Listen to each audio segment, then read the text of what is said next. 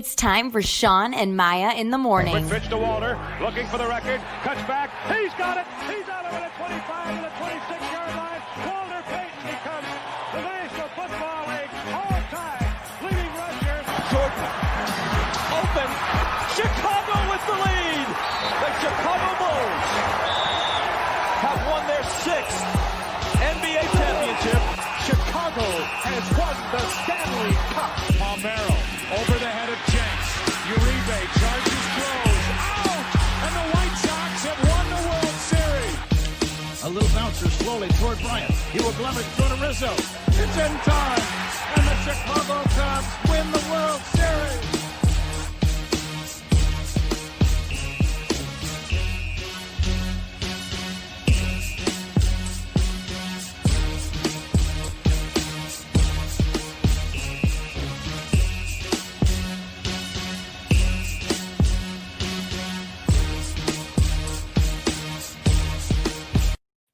What up, what up, what up? Welcome to Shawn and Maya in the morning on this House Music Monday edition. And man, let me tell you, it is not a good day in the Shy. Guys, thanks for tuning in. I'm your boy, the Superback, Shawn Sierra. If you're watching us on Facebook Live, well, then I guess you found us on Facebook. Now, you can also, if you're watching us on a YouTube channel, then I guess you found us on our YouTube channel. And if you're not, oh man, then make sure you subscribe to our YouTube channel. If you're watching this on the app, well, then I guess you found us on the app. And if you're not, make sure you download the app wherever you get your apps from. iTunes, Google Play, Amazon, wherever you get them from. Download the app, SportsZone Chicago. Now, you can also tweet the show. You can tweet us at SM_mornings. At SM_mornings or at SportsZone Shy. At SportsZone Shy. That's CHI. Now, if you want to follow me, just me, personally online, want to know what I did? Let me tell you what I did. Want to know what I did? Here's what I did. I made it nice and easy for you folks. Nice and easy. One handle for Facebook, Twitter, Instagram, Snapchat, the Snapper. All one handle at the Shawn Sierra. If you want to follow my lovely co-host, Maya Akai, you can follow her on Facebook and Twitter at the Sports Chica. And if you do it just for the gram and you want to follow her on my IG, just follow her at Maya_Akai. It's MAYA_AKAI.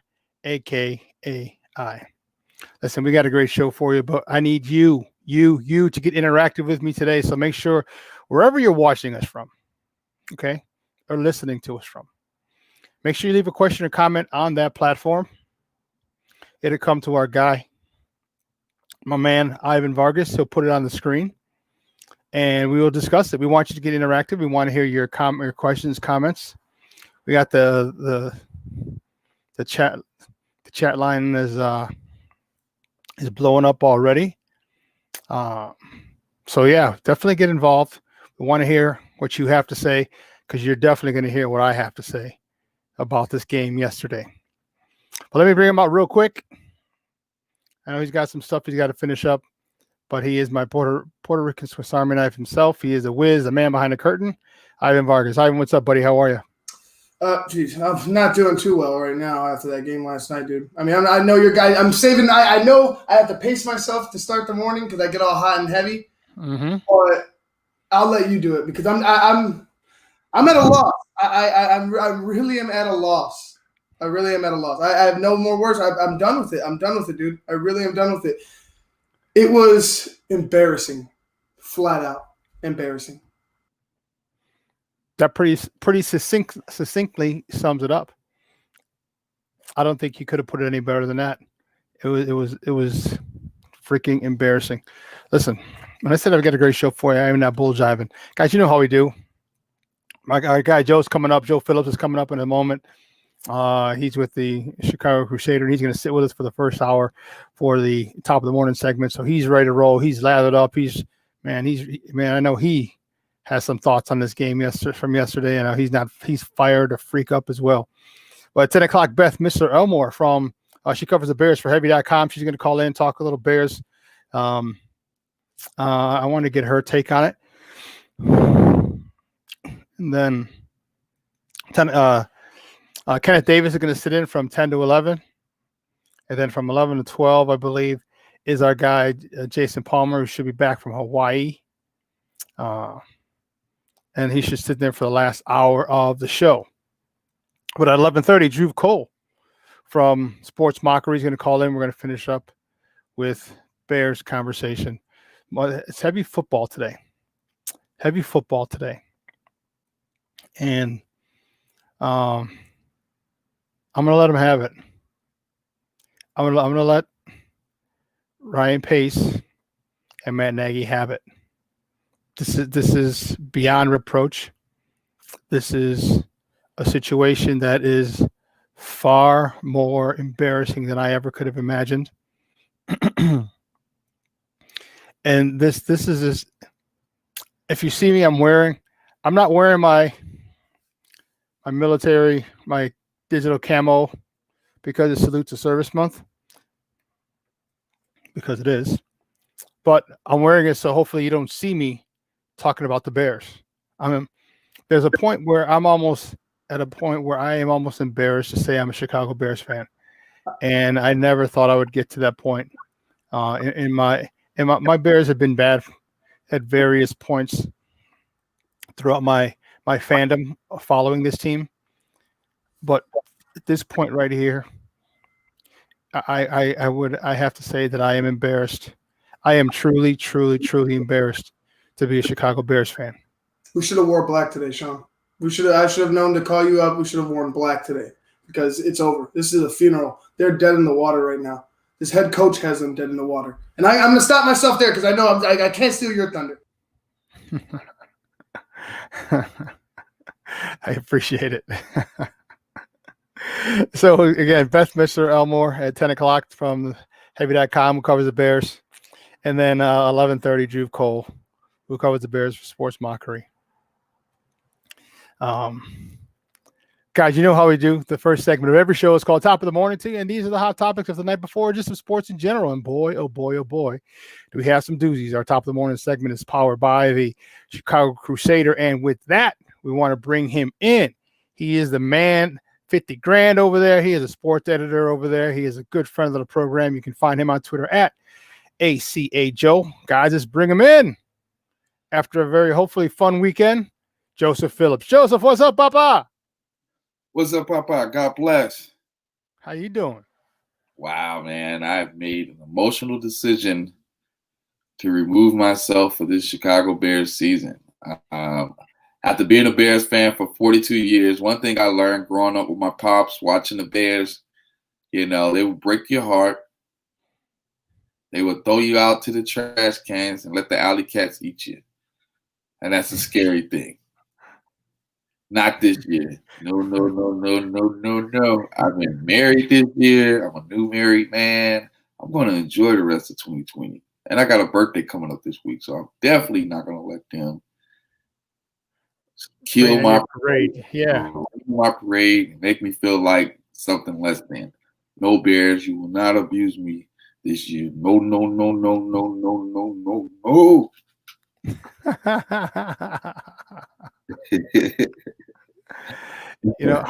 How was your weekend, Papa?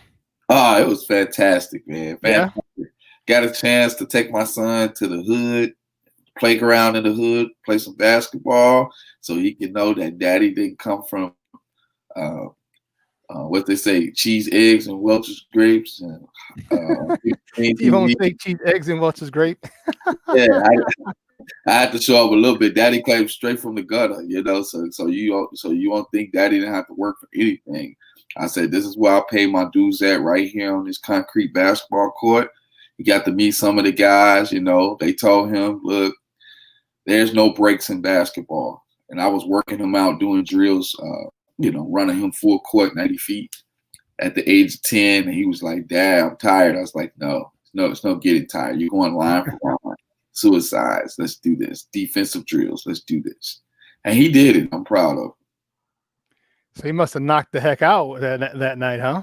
Oh, yeah. He came in. He reminded me of me a little bit. I'm sore, Dad. Oh, my ankle.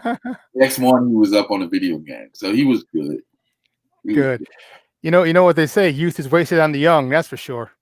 Yeah, see, his mama got him in the car all day. I told him you can't have him in the car all day. You gotta let him run around, do a little thing, Yeah, we're boys. We need to vent our energy, our pent up energy, just because we act wild. That's just how we are.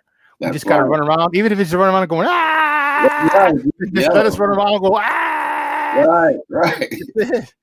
You know, Right. That's right, brother. Climb the monkey bars, climb the, run up the slide. Don't slide out, run up the slide. You know how we got to do. Jump off the top of the slide. Yeah, good. Run up the slide, get to the top, and then jump off, and then run back up the slide again, jump off. Because once you don't break your neck, you're like, oh hell no. Okay, I can do this again and again and again and again. Hey, Shawn, remember we used to jump off garage roofs, back in the 80s. Man. Like we used to do all type of crazy stuff, and our parents really never knew about it. And if we would have told them, we would have got our butts kicked. But hey, that's how we became athletes, brother. That's how we became athletes. Well, that and getting chased by certain groups of people, but yeah. That's funny, man. One day I got to tell you about we found some old boots in the alley. We had a boot fight, throwing shoes at each other through the neighborhood. Somebody got hit in the stomach with one of the boots, man. No joke. Well, I'll tell you about it like that. Funny story. So there was, if they're listening, they're gonna get mad at me. But we were at grammar school. I want to say I was in 7th grade, maybe 8th grade, and it was the summer. So it was, and a friend of the one of the kids that went to school with us, they own a restaurant, but in the back of the restaurant, they had a swimming pool because they lived above the restaurant. And so we knew they were on vacation. And so we broke in, and what we started doing is, so you could walk up the stairs to the 2nd floor and overlook the pool. The pool was on the ground floor. We used to jump. So we jumped off the 2nd floor into the pool. So that's not the crazy part.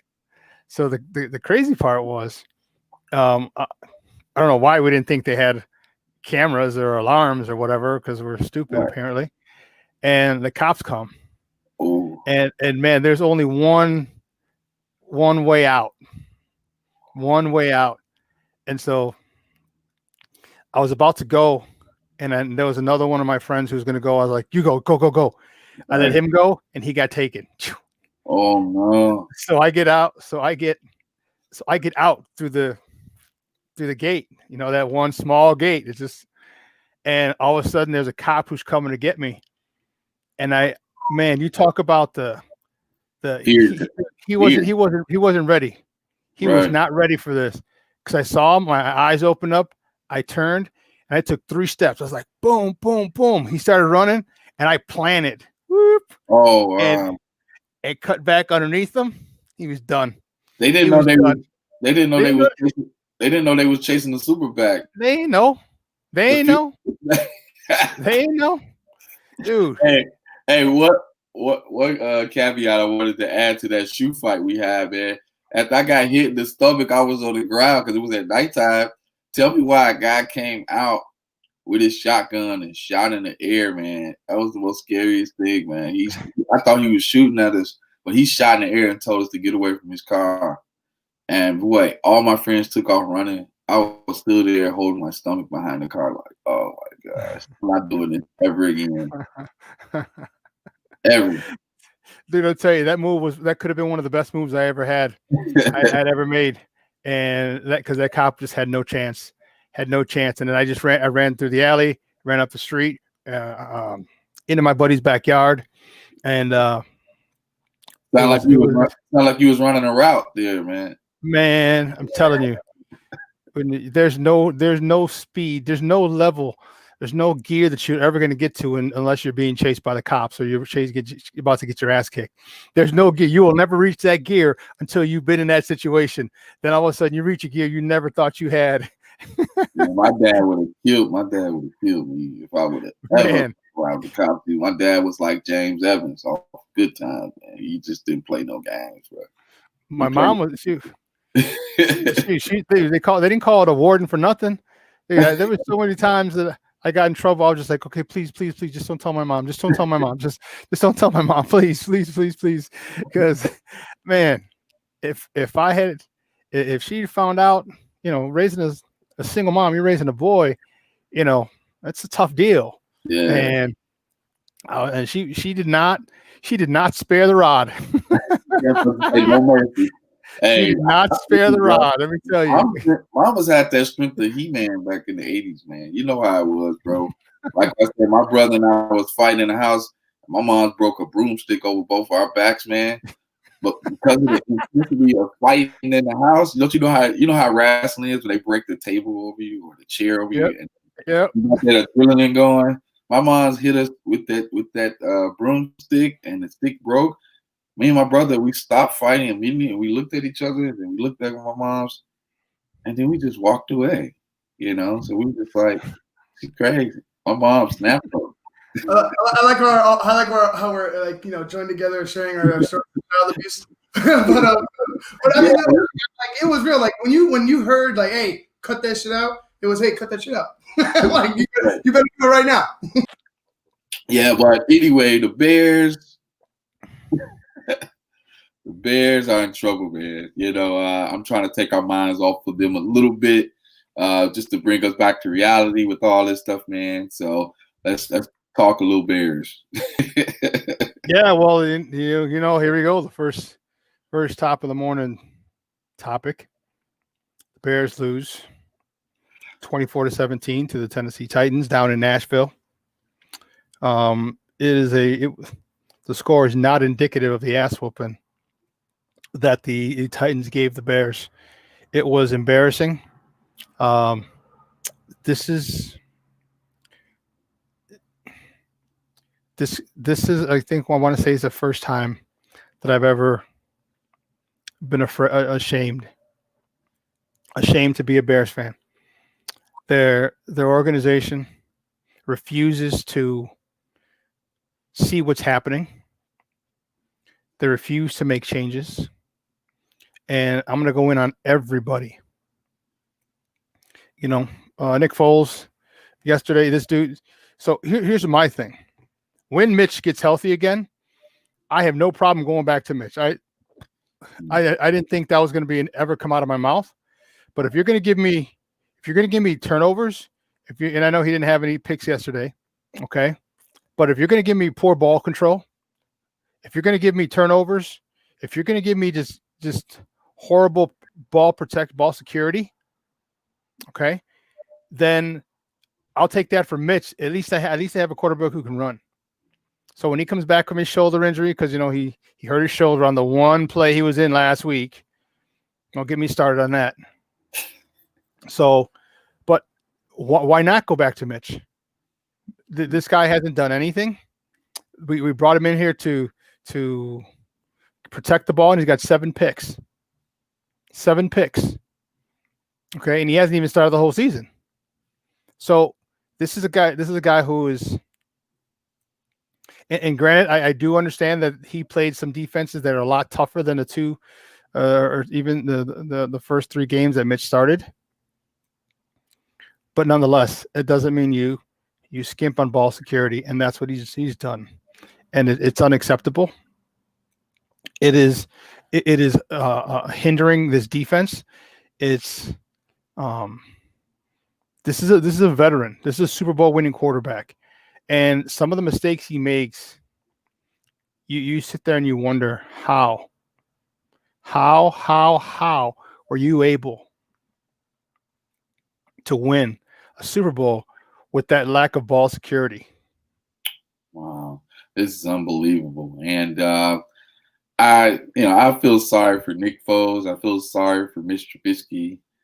I just feel sorry for anybody who's pretty much had an opportunity to be productive in this Bears offense, but we will never see that day come because the organization refused to make moves.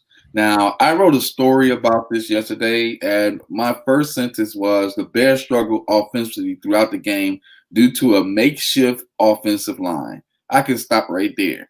Period. End of story. It's the end of the story right there. When I'm talking about we look like shredded cheese on lasagna yesterday, Well, I'm just gonna say 3 cheese lasagna, okay? Because it was cheddar, mozzarella, and provolone. Okay, it was unbelievable how the Bears' offensive line was being shredded yesterday. Joseph, No, I think it was straight Limburger. I think it was all Limburger, right? cheese That's what Limburger, right?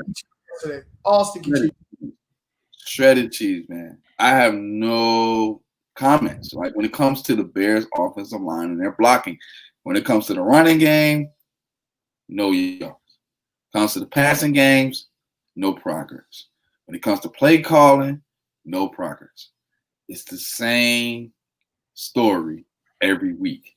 And no one's being held accountable. Not Ryan Pace, not Matt Nagy, not the McCaskies, not the Bears PR team, nobody.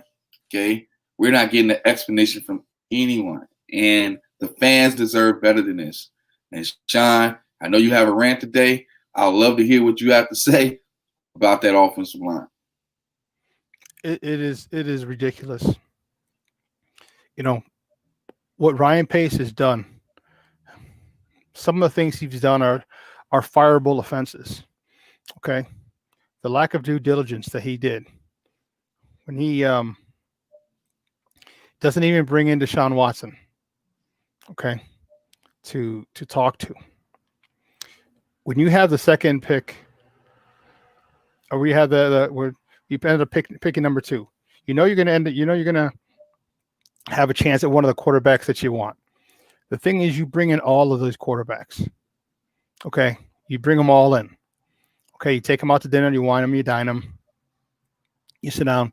There may be some things about these guys that you didn't know that you may be wrong about. This is called doing your due diligence. And to not have Deshaun Watson in is ridiculous. That's for starters. Secondly, Ryan Pace. When you talk to, when you've lied to us, when you said we're going to take a quarterback every year, and you've taken one. You said you're going to take the best player available, and that was a lie as well. It's very bothersome because if that was the case, look at all the draft pick flops, first round flops that you had. We'll start with Kevin White. Kevin White was a project. When you have first round picks, you have top 10 picks, you don't draft projects. You don't draft projects.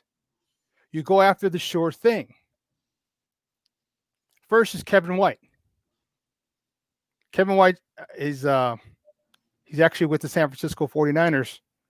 Now, I saw a Kevin White sighting this past weekend. Happy for him. I'm not mad at him. He just couldn't stay healthy. But he wasn't a great receiver to begin with. Then you go get Leonard Floyd. Another project. You do not draft projects in the first round. So because you had to get you drafted Leonard Floyd, now you had to go spend big money on Robert Quinn because we couldn't get any pass rush on the other side of Khalil Mack. Then after that, next year, Mitch Trubisky. Because you drafted a quarterback who was a project, now you had to go and get Nick Foles. You keep having to keep covering your ass for all the mistakes you've made in the draft. Then finally, the best pick that the first round pick you made was Roquan Smith. Thank goodness. That guy's a stud. Okay, Ryan Pace. What offensive lineman have you drafted? The highest offensive lineman that we have starting going into the season were 2 second-round picks, Cody Whitehair and James Daniel. If you expect the best offensive lineman to be 2 second-round picks on your team, you're truly misguided. You've not invested anything into that offensive line. You got Charles Leno Jr., who was a 7th round pick, who you gave big money to, Bobby Massey. who you gave money to, who's a late round pick, you get what you pay for. And if you stop being such a cheap son of a bitch and start spending money where it's necessary, then things would be different. And you think we're gonna do anything the rest of the year? Hell no, we don't have because the 2 second-round picks that we have, they're out. James Daniels out with a torn pec. Cody Whitehair is out with another I don't know, knee, ankle. So now we have a whole bunch of 5th, 6th, 7th round picks, undrafted free agents. This is our offensive line. Rashad Coward, defensive lineman, switched over to guard, to tackle, to center, to guard. You don't even know where the hell they want to put him. But this is okay with you. This is okay with you. And this is the issue. So I could give a rat's ass about what you want to happen. This is what's going to happen because you have not developed, you have not invested in that offensive line. The best thing that Ryan Pace could do, if he keeps his job, which he most likely will, the best thing he can do is the first round and the second round draft offensive linemen. Give me a left tackle. Give me a right tackle. If you have to trade a late round pick to get in the first round, get back in the end of the first round, then do it and get another. So now you have 2 first round tackles. Give our quarterback some time. Protect him. Allow this running game to work because we have guys who like to maul people. So Ryan Pace, his ineptitude is a big reason for this, for the way the Bears are now. A huge reason. Because now David Montgomery's out. He's dealing with a possible concussion. So if he's in concussion protocol, now who do we have left? Cordell Patterson as a running back? Get the hell out of here. You got Lamar Miller. You have Lamar Miller. He's still on your practice squad. Why is this guy not getting time? Why is this guy not getting time?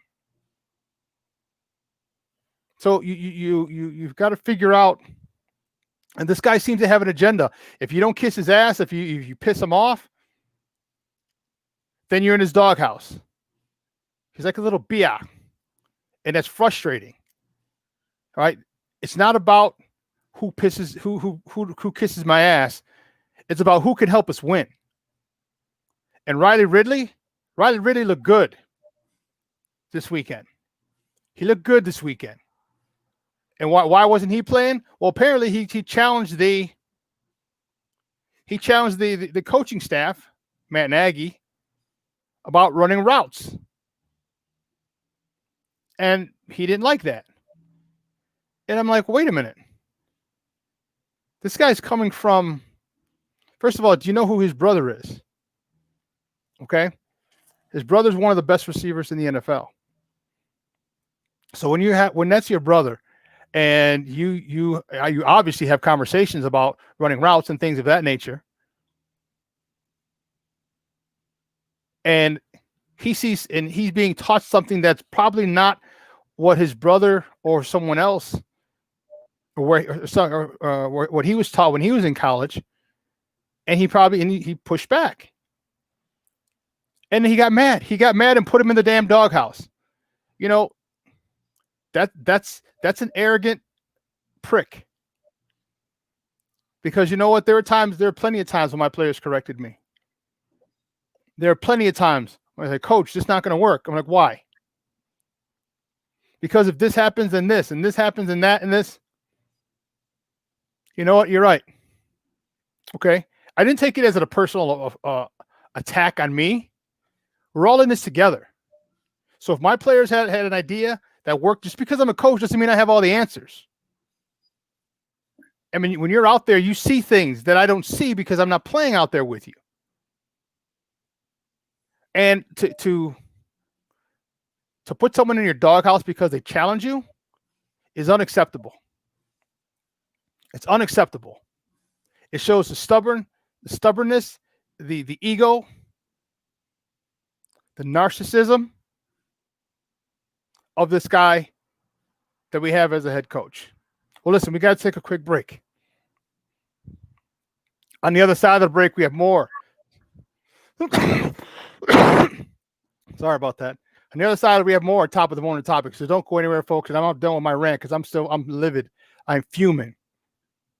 We have more top of the morning topics. So don't go anywhere. Keep it locked right here. Shawn and Maya in the morning on SportsZone Chicago.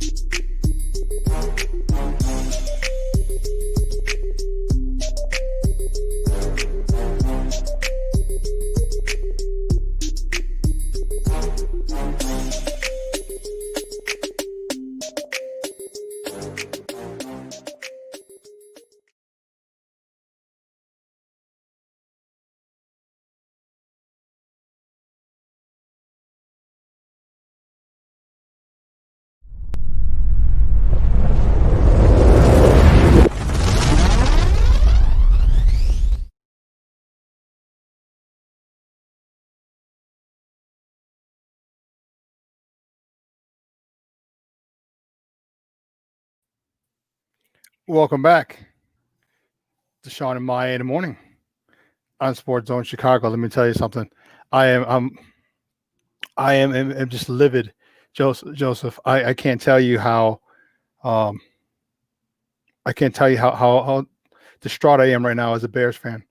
As I told you, I am truly embarrassed to be a Bears fan. Truly embarrassed that this organization is it thinks that we don't see what's going on. They think that we don't see that this guy plays favorites. This guy has an agenda. This guy has an ego, and you know what? I don't care if you have an ego, but it's getting in the way of your job. And when you hold people back like a Riley Ridley, you don't play people like a Jordan Howard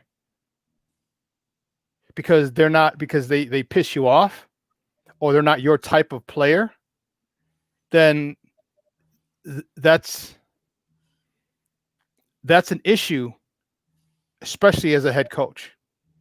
Head coach shouldn't be, oh, he kisses my ass. Head coach should be, I need the best 11 out there. And when you don't do that, that's a dereliction of duties. That is a dereliction of duties. And for a charter franchise to have a coach like this who puts his agenda before that of the organization is bullshit. And the organization allows this. They allow this. Ted Phillips needs to come down and say, Ryan Pace, you're fired. Matt Nagy, you're fired. Chuck Pagano, you take over the gig now. That's what he needs. You got Bill Lazor. Okay, you got John DeFilippo. You got guys. All right, let's go to the next top of the morning topic. Is it time to give up the play calls? Hell yeah. You're goddamn right it's time for him to give up the God blessed play calls. Okay, you got guys on that staff who are qualified to do that. Okay, you should be just an organizer, an overseer is what you need to be. You're not Andy Reid. You're not that good. So take things off your plate, but he won't do it. And this is where Ryan Pace needs to say, hey, listen, give up the goddamn play calls. Because we're averaging, 10 points a game, 12 points a game with your quarterback?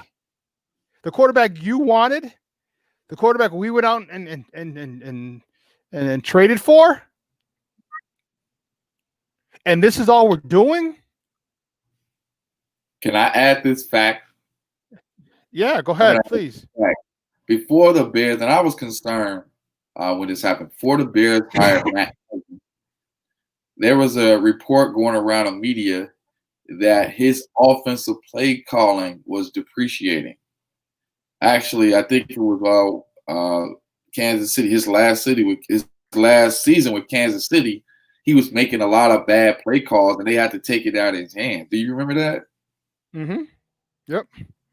So I think this is the same scenario. It really never stopped. He wasn't.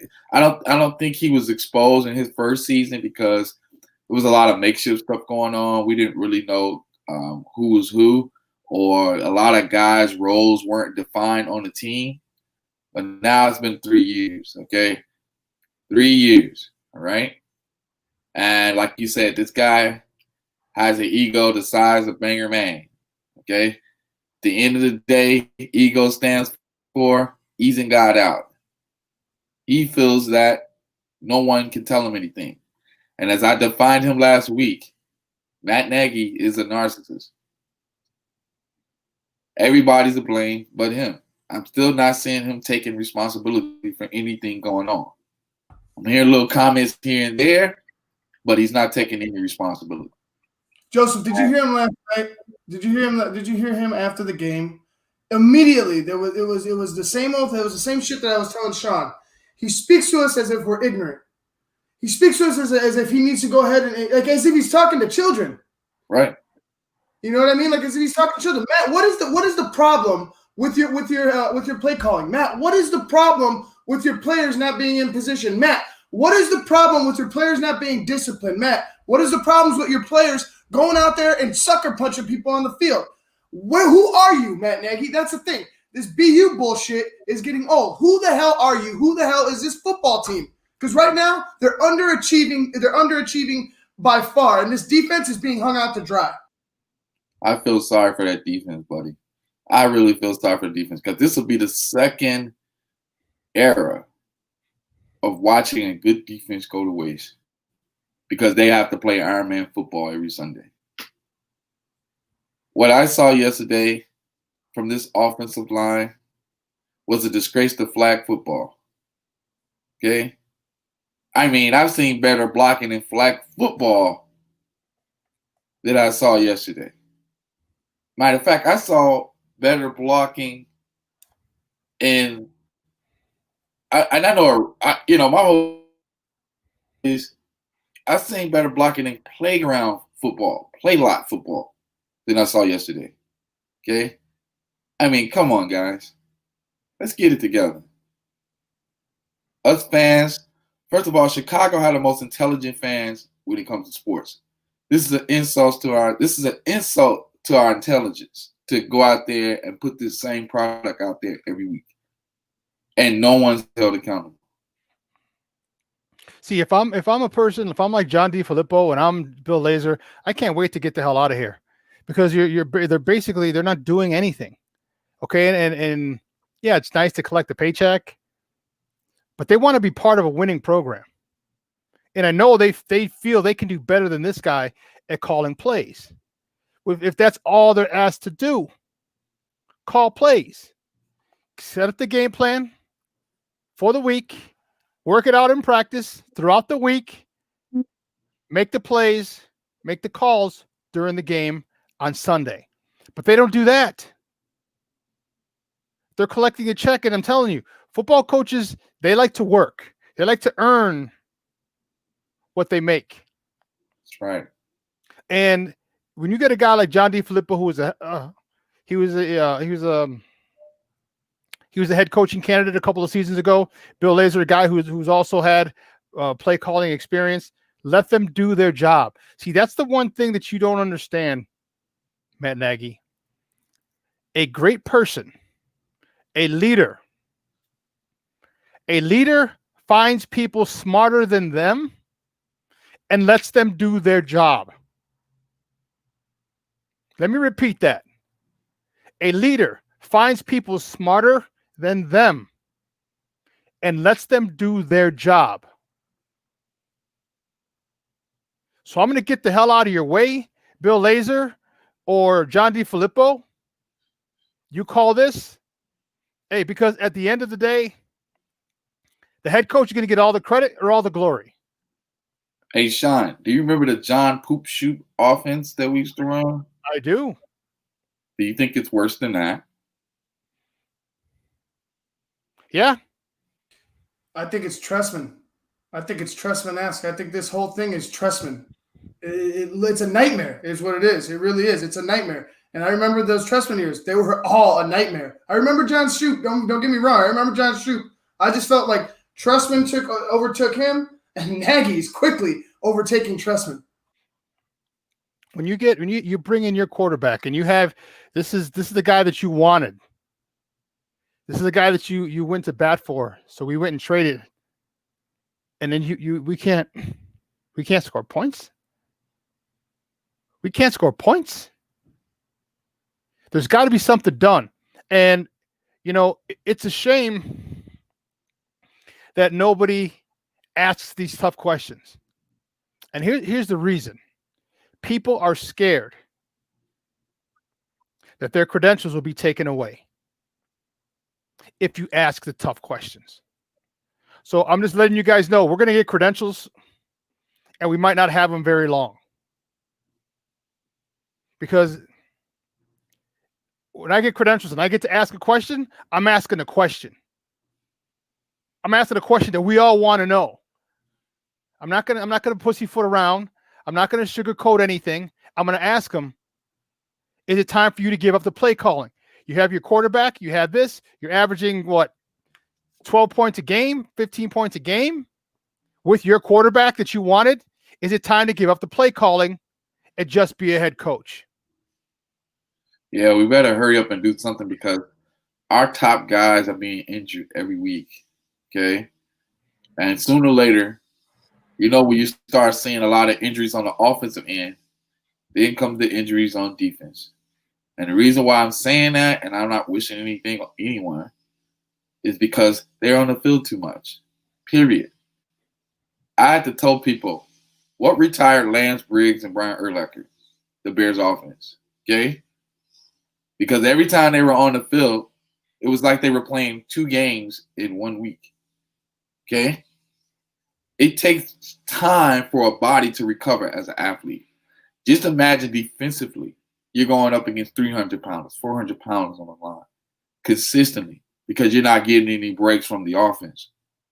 If I was the defense, I'd have a meeting with Matt Nagy, okay? I said, hey, are you putting us in position to succeed or are you putting us in position to fail? Are you doing everything possible in your power to win ball games, or is this about how you perceive? Because at the end of the day, I don't think us as an organization as a whole is giving 100% effort, not just to the fans, but just to our families, our friends, etc. The ones who got us here. And if we can turn this season around with 1 game over 500, let's start with the head coach. Give up the play call. Please. Please. Here's the thing that we're talking about. For the longest part of the game, Their leading rusher was Marcavius Bingo. Is that his name? Michael. Mingo. Mingo. Marcavius Mingo. And that was on a fake punt on a 4th down. He had a run for 11 yards. When you're starting linebacker,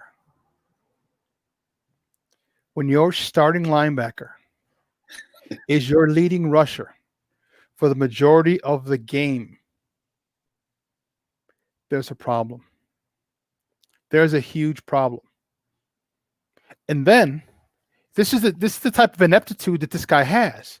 So not only does he have Marcavius Mingo get the first down. First down, Bears got it. They caught him off guard. Great. Then he takes a timeout after they get the first down. And he said, yeah, I just want to make sure that the communication was there, blah, blah, blah, blah. I said, what? When you have a play like that, this is how inept this guy is. You say, hey, look, this is going to work. So on first down, we're running this play.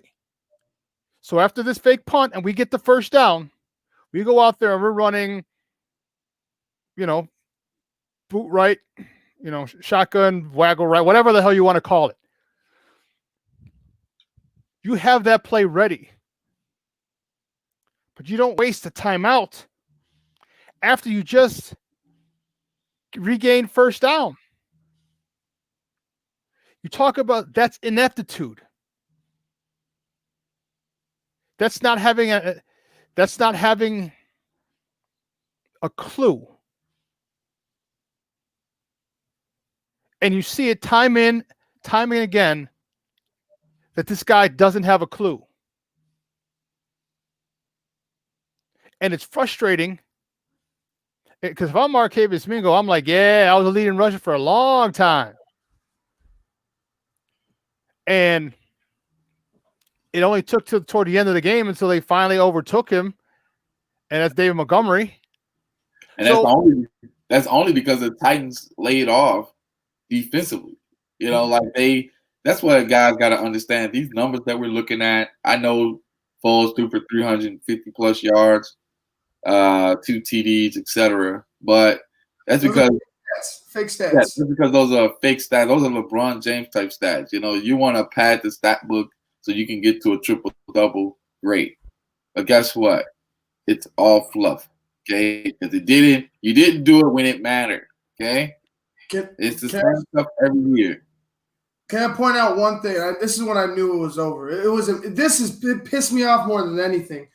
So we had started the show at halftime or going into the second half, and right before we ended it, like I'm watching the kickoff, and I'm watching the opening kickoff, and it's a pooch.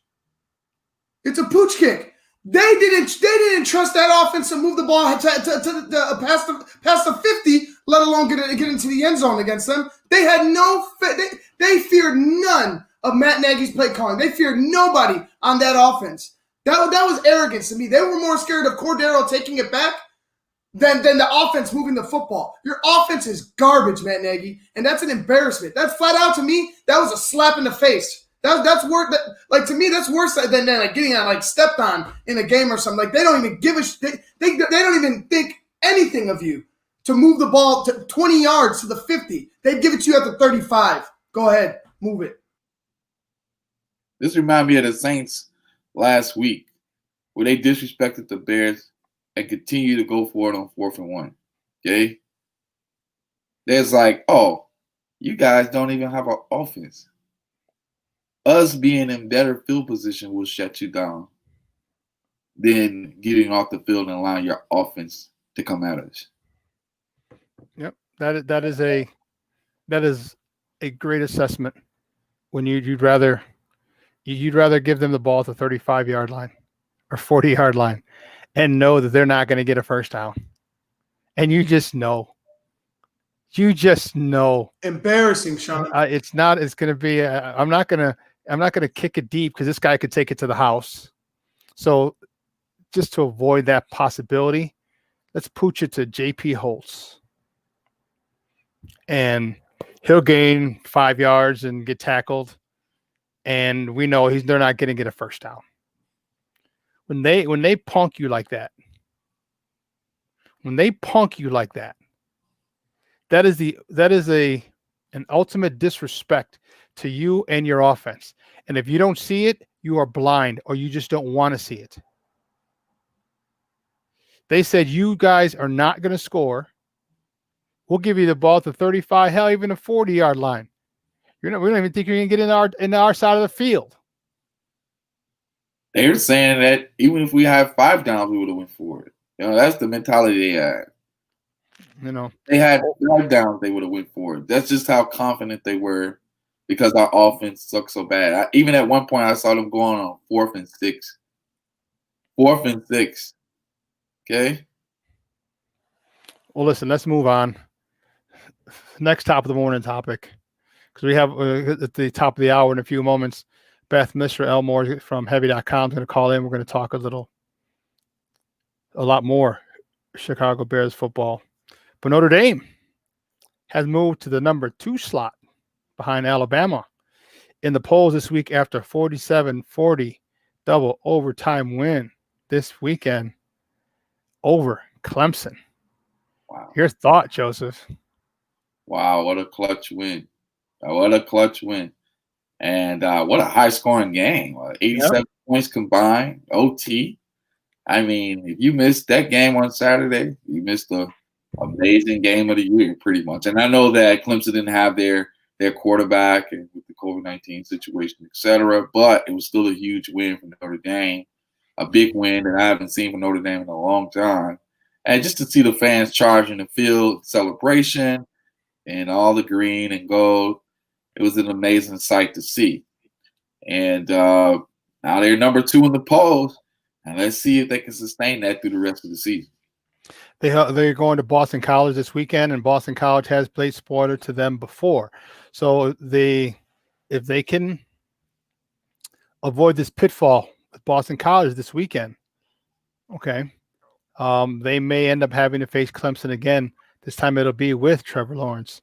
Although I'm going to tell you what, their young quarterback, DJ Uiagalelei, is the real deal. This kid is 6'5", 270, who can run. He's got a cannon for an arm. And it's understandable why you see why he came there. He said he knew Trevor Lawrence was going to be gone after this season, so he'd have to sit for 1 year. Didn't realize he'd be playing like this. And then he'd have 2 seasons to run the show at Clemson before he left for the NFL. This kid is no joke. This kid, DJ, is no joke. And I don't know how the hell Clemson keeps getting these stud quarterbacks. How? Like, where do they find them? Yeah. Where do they find them? I mean, there's tons of there's good quarterbacks all over the place, but there's a small select few of that 1%. And then Clemson gets them. Just think of the quarterbacks they've had in the past. It's like, and DJ Uiagalelei is going to be another in the line of stud quarterbacks at Clemson. Yeah, that's pretty impressive as a second-string quarterback to put up 40 points, And, hey, just imagine what the first string would do with the resources that give it to them. And mostly with second-string guys, they call it like, I guess I said the light version of the playbook just to get through their progressions. You see what I mean? So at the end of the day, they actually almost pulled off the victory, but because Notre Dame, had all their guys on the field, they end up pulling it out in double OT. I don't think Trevor Lawrence plays defense though. Like, so that's like a top defense in the country they got beat by Notre Dame's offense. And I understand Trevor Lawrence is a major part of that offense, but it did not look like that offense was dialed down for the quarterback, for the backup quarterback. It looked like they were pretty much firing on all cylinders for Clemson. It didn't. I mean, I know Trevor Lawrence there's a reason Trevor Lawrence is the number one pick in the draft, and the reason that DJ Uiagalelei is a freshman. As good as he looked, he's not Trevor Lawrence. So it's a whole different ball game. Doesn't play defense. Trevor Lawrence got 37 points. It's a whole different feel. Yeah, Trevor Lawrence. You got Trevor Lawrence. Different feel when you got a guy who's running that offense. Plays. He was throwing the ball like Trevor Lawrence, and he can move. He could run a little bit too. What they did was they shut down that quarterback run that they were trying to do all game long, and it didn't work. They allowed the leading rusher in the ACC, all-time leading rusher, 30 yards. So it was more than Trevor Lawrence out there. No, Trevor Lawrence wasn't out there, and that's the thing is like you can't. It's a whole different story when you have a freshman quarterback versus a national championship quarterback. It's a whole different animal. Right. So when they meet again, as long as Notre Dame can stay the course, I think that's when it's going to get ugly. And I'm not taking anything away from Notre Dame. Just to let you know, I'm not taking anything away from them. But I know that the Trevor Lawrence situation and the backup QB, he was definitely getting some Trevor Lawrence light plays in there so that he could progress through the offense. And they were still able to put up 40 points. And just imagine with Trevor Lawrence out there, who knows the playbook a lot more, and you could do a lot more. You just imagine the things that they can do just with a no huddle or anything that can put them in a situation to win. Well, listen, we got to take a quick break. And on the other side of the break, we are going to welcome our guy, Kenneth Davis. He's going to sit in for the next hour. And then we're going to have our first guest, Beth Mr. Elmore from Heavy.com, talking little Bears. Hey, Joseph, thank you, Papa. I appreciate it. Thank you, Joseph. See you on Wednesday. All right, guys. God bless y'all. Y'all hold it down. All right, now. Thanks. All right, guys. Don't go anywhere on the other side. Kenneth Davis takes the baton from the 10 to 11 o'clock hour. And we're going to welcome Beth Mr. Elmore. So don't go anywhere, folks. Keep it locked right here. More Bears talk coming up next right here on Shawn and Maya on SportsZone Chicago.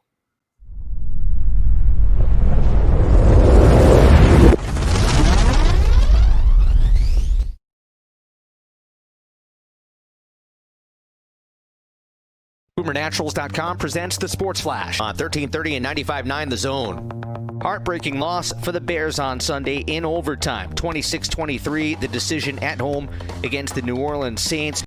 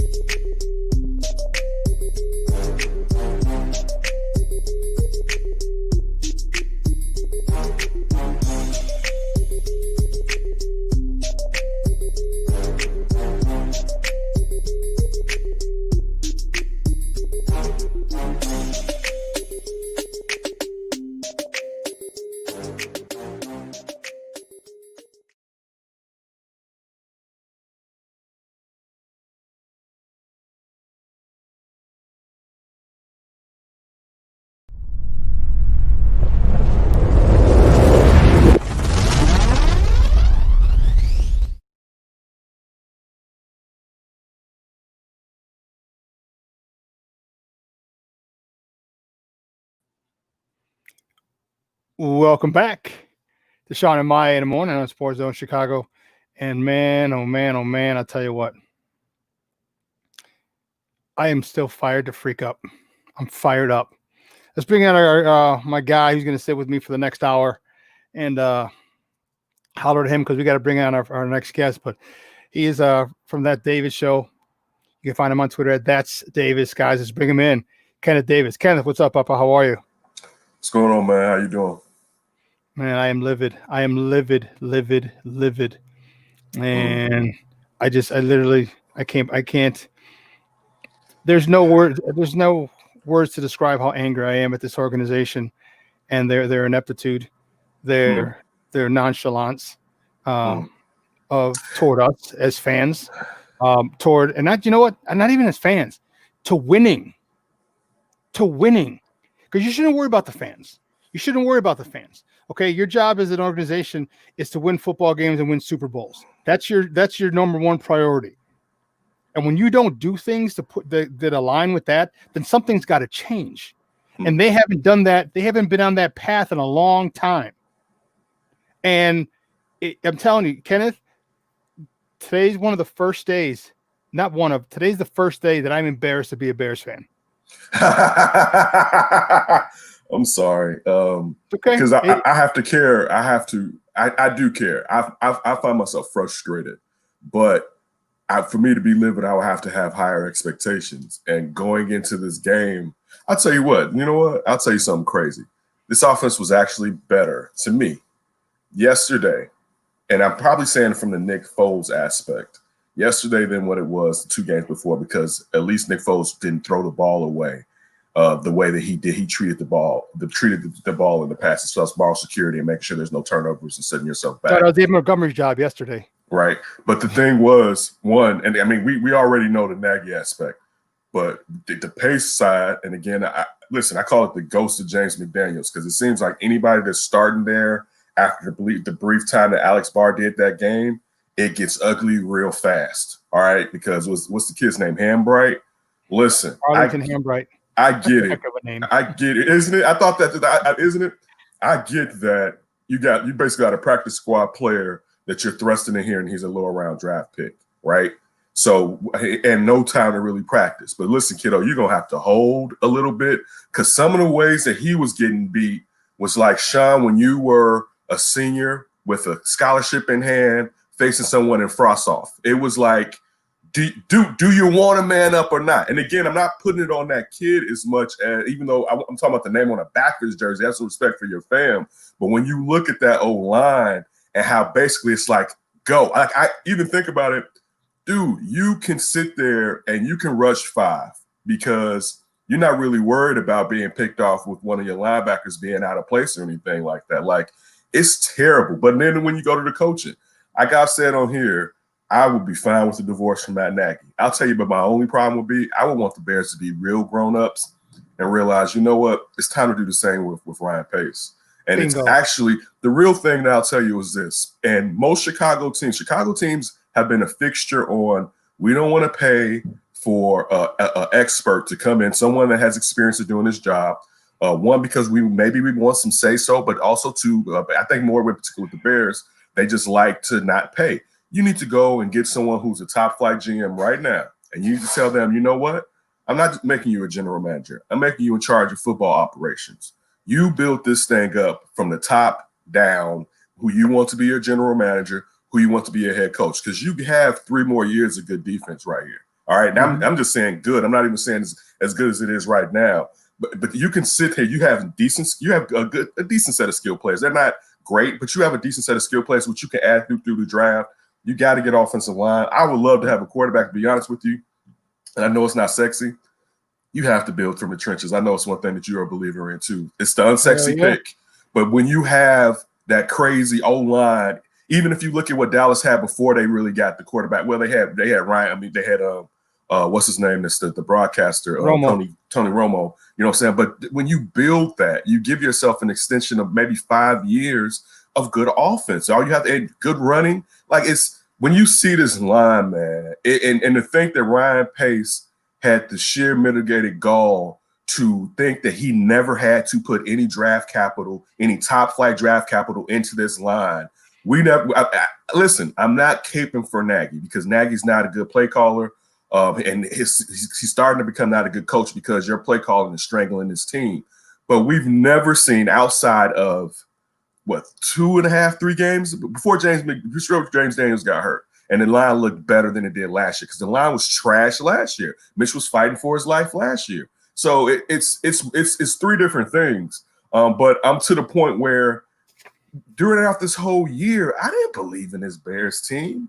There's never been a point. I believed that they had a chance to get in the playoffs and get their asses knocked out in the first round because they got so many wins early. That's the only belief that I have. And that's starting to wane away from the point of, listen, they're starting to get a consecutive losing streak. And I'll tell you this, and listen, hate on me if you want. I hope they keep losing because I hate it's like the 8-8 season last year where that 7-9 would have felt so much better if you couldn't have said we had another winning season, because now Nagy can say I've never had a losing season. You know what I'm saying? Ryan Pace can say with Nagy, I've never had a losing season.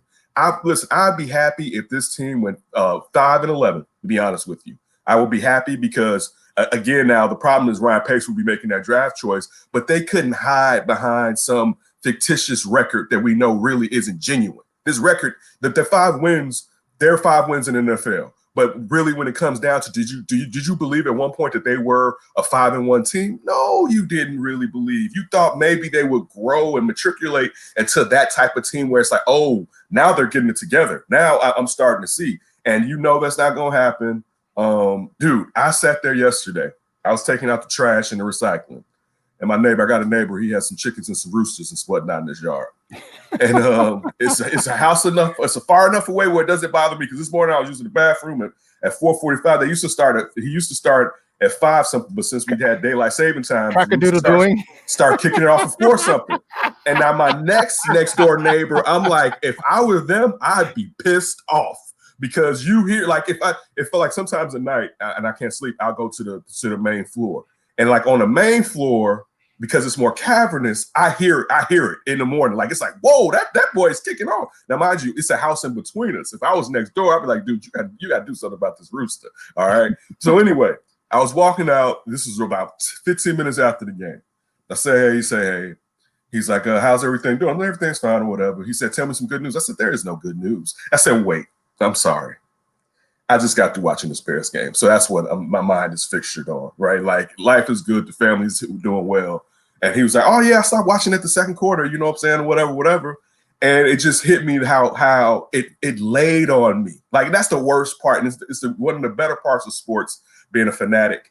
But the watching that, look, you know how many times during that games we all thought, you know what, I can turn because they're not going to score. Yeah. And we just kept watching it just because when we do this, just in case, but then we do this, right? And so it's like, all right, and I'm like, dude, and 3 and out, like, damn it, right? I can turn to the red zone right now. I can turn to the red zone, right, and just enjoy football and let this go. And they'll show me if there's any highlights or whatever. But I kept watching it, and I've said this all season on this show on Shawn and Maya.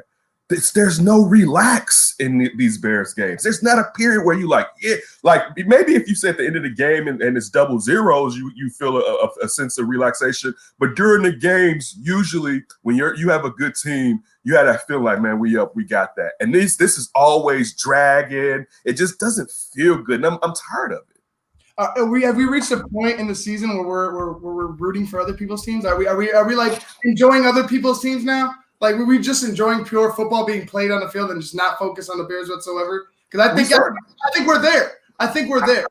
I was there at the start of the season. I was, because this wasn't like, for instance, I mean, in Chicago, offensively, you're never going to be satisfied or satiated with this offense that we've grown. But this right here, this is, and I thought this, and then I saw Terrence from the Bigs post it. This is the worst Bears offense I think I've ever seen in my life. And it starts with that O-line and Nagy. Because I can remember us having bad O-lines. Like, I remember being a kid when I really started watching the Bears during the hardball years. And I can remember him fighting for his life, the only thing he had was Tom Waddle, and Dicker kept trying to get rid of Tom Waddle. But I can't remember across the middle. Right. I can remember like right before Big Cat switched from like being a defensive player to offensive lineman, like the O-line being real suspect. But I don't remember it being like this to where, listen, one play, Nick Foles threw the ball into the ground. I was like, damn, what are you doing? Right? No. I don't even think that's what happened, actually. I think he held on to it, right? And I said, man, get rid of the damn ball, right? I went back and watched the replay, man. That man had 0.5 seconds, all right? 0.5, like, and I had to tell myself, like, dude, what are you saying? Like, dude, they're on his ass at hike, right? They're on him, right? And I thought about you, Shawn. I thought about you. And I'm going to paraphrase this. But the fastest way to go is a direct line, correct? Mm-hmm. Dude, let's talk about the Saints real quick. And I believe the Saints tackles are better than what they were about 7-8 years ago, when usually they focused on having a good center and 2 good guards. This around the time before we got Jamal Bushrod. Because basically what they wanted Drew Brees to do was always to climb the pocket, because even though he's not elusive, but he can move the pocket around. He has decent enough feet. All right. But when you look at the Bears, and the fact is, and listen, they can get you from the edge rush. But dog, when they're coming straight through, what can you do? It's like, dude, it's a piece of steak. Like, they're coming straight through with basically getting Olayed in. Like, some of those replays from yesterday up the front was like, you know what? Yeah, I'm tired of Nagy. Yeah, Foles isn't the guy. But dog, listen, it's like one or two people that maybe be able to pull something off of all-time greats with that. Like Aaron Rodgers during the early years in Green Bay, when he kept getting knocked out and was like the most sacked player in the NFL, maybe he would be able to do something like that. But nobody can do anything with this offensive line and your coach. Let me get to the play call. Listen. Hey, Ken, let's get. I'm sorry, Beth. I know we got to get Beth here. I apologize, Beth. I'm going for a win. I'm going, man. Hey, me and you got to the half of the second half of the hour. We got. Let's get Beth in here. I apologize, Beth. I was thinking our first guest. She covers the Bears for Heavy.com. I know. Breathe. That's what I had to do before the show, bro. I had to do that before the show. Let me get zen with it. She covers the Bears for Heavy.com. You can find her on Twitter at Beth Mr. Elmo. Guys, welcome back to Shawn and Maya. Beth Mr. Elmore. Beth, welcome back to Shawn and Maya. Hey there, Shawn and Kenneth. How you guys doing today? Clearly fired up. I apologize, Beth. I apologize. Oh, no need. There's definitely a lot to say after yesterday. None of it really good. So I understand. I'm going to stay with you. Let's talk about this. And for me, I've been done with Matt Nagy for about 2 years now. And his first year when he didn't play Jordan Howard, I gave him the side eye. I'm like, hold on, player. I don't like that. But what is it time for him to give up the play calls? Is it time for him to just focus on being a head coach? Yeah, I thought it was time like midway through last year. Yeah, I think it's absolutely time. I sometimes wonder, I sit there and I feel like it's watching these Bears games. It's like listening to like a Meatloaf song on repeat. It's just and it's like my friends were messaging me saying it's like I'm in Groundhog Day, but I said no, because that's at least entertaining and that has a happy ending. I think you watch these games and Matt Nagy, it's like he doesn't know that he's playing different teams with different strengths and weaknesses every week. You've got a Titans defense that's one of the worst in the league on third down, and we go 2 for 15 on that down. And yeah, there's no line, and so I think the offensive line is a huge issue too. But I wonder who's responsible then, if it was more Pace or Nagy that wanted Cole Kmet, because you could have snagged an offensive lineman with that first round or second round pick, that first pick of the draft. And instead you draft a tight end that you don't really want to use. So I don't really understand. It seems like that confuses me, because if they knew what they had, and this is a team that has had numerous opportunities, including over the summer, to address this offensive line, and they like what they have. They like who they got. They're good with what they got. And so it's just, it blows my mind that he hasn't tried something new already. And instead, after every game, it's the same thing. We hear the same thing. He's a broken record. We hear the same thing every week and nothing changes. He's the definition of insanity right there. Right. Bring out the same thing every week and expect different results. What? Yeah, I to answer your question, absolutely. I think it's long time he gives somebody else a chance, because at least then he's doing everything within his power to help his team win, because right now he's just keeping them like stuck in this perpetual quicksand, and it's just awful to watch. The most shocking parts of the play call to me were the things that we've asked him to do and he does it at the wrong time.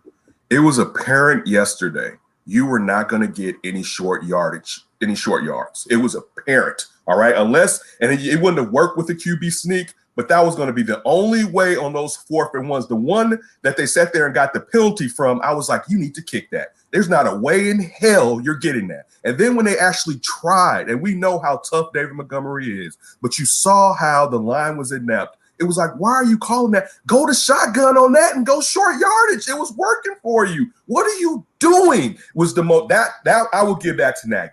That was my Nagy, like, dude, you cannot get out of your own way when you're making this play call. And as you just said and highlighted, Beth, that you don't even know how to sit there and adjust to the strength of these other teams, but you don't know how to adjust to your weaknesses. Right.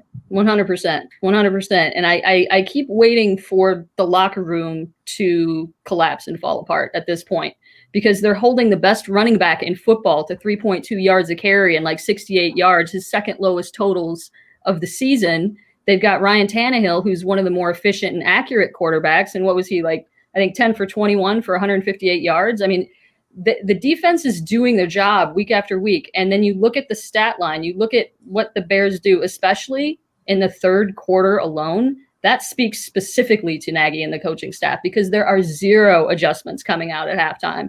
It's just the same old every week. And, I looked at my husband yesterday and I was like, if I weren't getting paid to watch this, I would right now. Because I'm just kind of tired of the same thing. And I pretty much verbatim, this is what he's going to say afterwards. And, he comes out looking browbeaten. And I think the best metaphor I saw the whole entire day was when he was talking and the lights went out. And it's like, oh, yes. Yeah. Like, no one wants to hear your garbage. Turn it off. That was so apropos. You could not have scripted that any better.